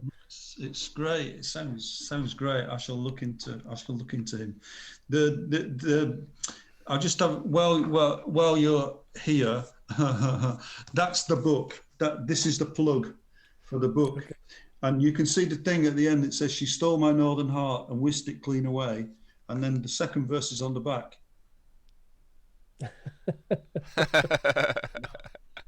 And it was doing really well until the lockdown, and then because I'd got a lot of gigs lined up, to go and promote it, and I used some in the classrooms, and the students, How would one get a copy of that?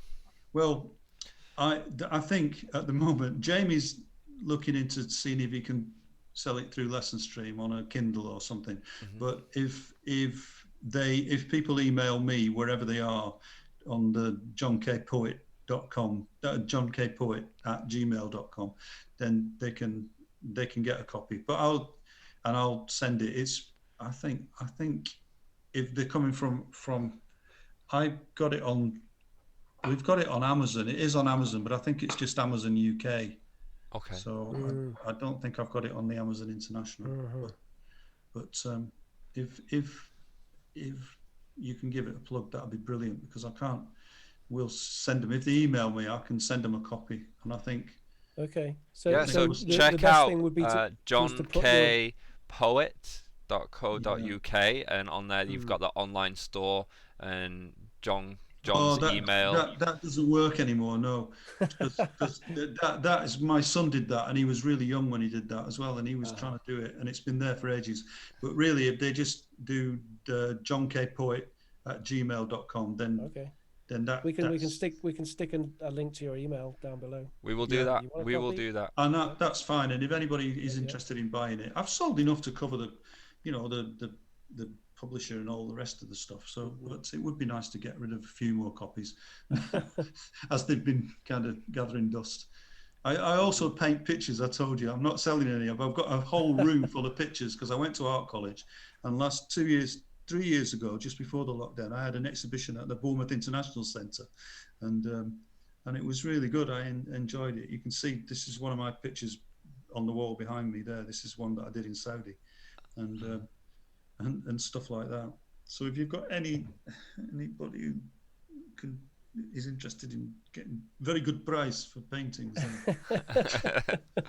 my wife would be eternally grateful if I got rid of some of the rubbish.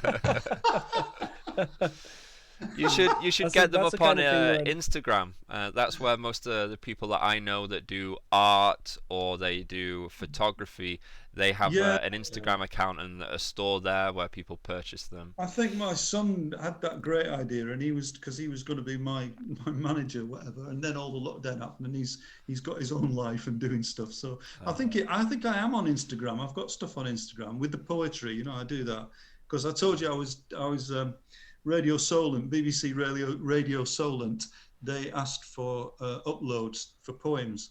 So I sent them a poem, and they really liked it. So I sent them another one, and in the end, they broadcast 45 poems of mine, and that went on for the whole of the first lockdown. It was I sent the first one last April, and I sent the last one was this April.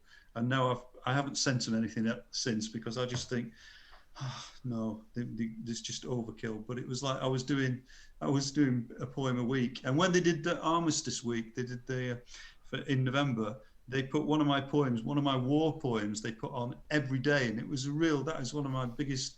I see it as one of my biggest achievements, really. That I don't really like achievements, but I think that to have a poem of mine on the radio every day for a whole week was like, I would think, put that on the tombstone after, No, that's really neat. So it's very fulfilling. It was. I don't like the pride idea or anything like that, but I think, it's nice. It's if somebody else recognizes what you do, then I think you've got to accept that and think, well, it's worth doing then, really, and so. pursue the passions. Do what, It's do a what passion. you're good at. You know, You goes probably back get that idea. I'm a bit of a passionate person. Yeah. if you can sing, then sing. If you can play guitar, right? Rich, do you have any more questions that you want to delve into? No, I think we're kind of getting to a wrapping up stage, aren't we? Yeah. So what we'll do is we'll just give all our bye-byes, and then we're gonna leave it with you to give a final plug, give your Gmail, and any final thoughts that you want to give, or a poem that you want to read. It's up to you. But first off, I've been Neil of NeilTEAcher. You can find a lot of our PowerPoints and stuff that you can use in your class there on teamteacherchina.com. We've got TeamTeacher China, where we've got accompanying videos to you kind of see me teaching in these huge classes that we've got in China. TeamTeacher Baby, where it's my sort of journey on YouTube from teacher to father, and TeamTeacher English, where we've got all those PowerPoints and we've kind of put them into kind of self-study videos that you can kind of give at homework, or kids can watch at home and continue on learning. And Rich, youtube.com/ProfesorRich. Weekly live streams at the moment. Live stream every week on Sunday. Come and ask a question. Answer questions of all kind, or I'll do my best to anyway. hopefully English language teaching related. Or English preferably, but if someone wants to come on and ask me about the meaning of life, then I'll give it a go. You'll give it a go, yeah. I'm sure you will. I'm sure you will. And over to you, John. Yeah. Okay. Well, thank you to Neil and Rich for inviting me to come on. Thank you. I hope they edit it quite extensively, because it was quite a long interview there. And if anybody is interested in buying a copy of the book, which is poetry, I know poetry is not everybody's cup of tea, but you'll like it. I'm sure you will. It's not obscure, and it's passionate. Anyway, if you want a copy of that, email me at JohnKay, JohnKay, poet, POET, that's one word, at gmail.com. And that's it. Yeah. Okay, thank you very much for coming on the show, John. It's been an absolute pleasure speaking with you. Thank you very much. Buy his book. Buy the book, yes. Make my wife happy.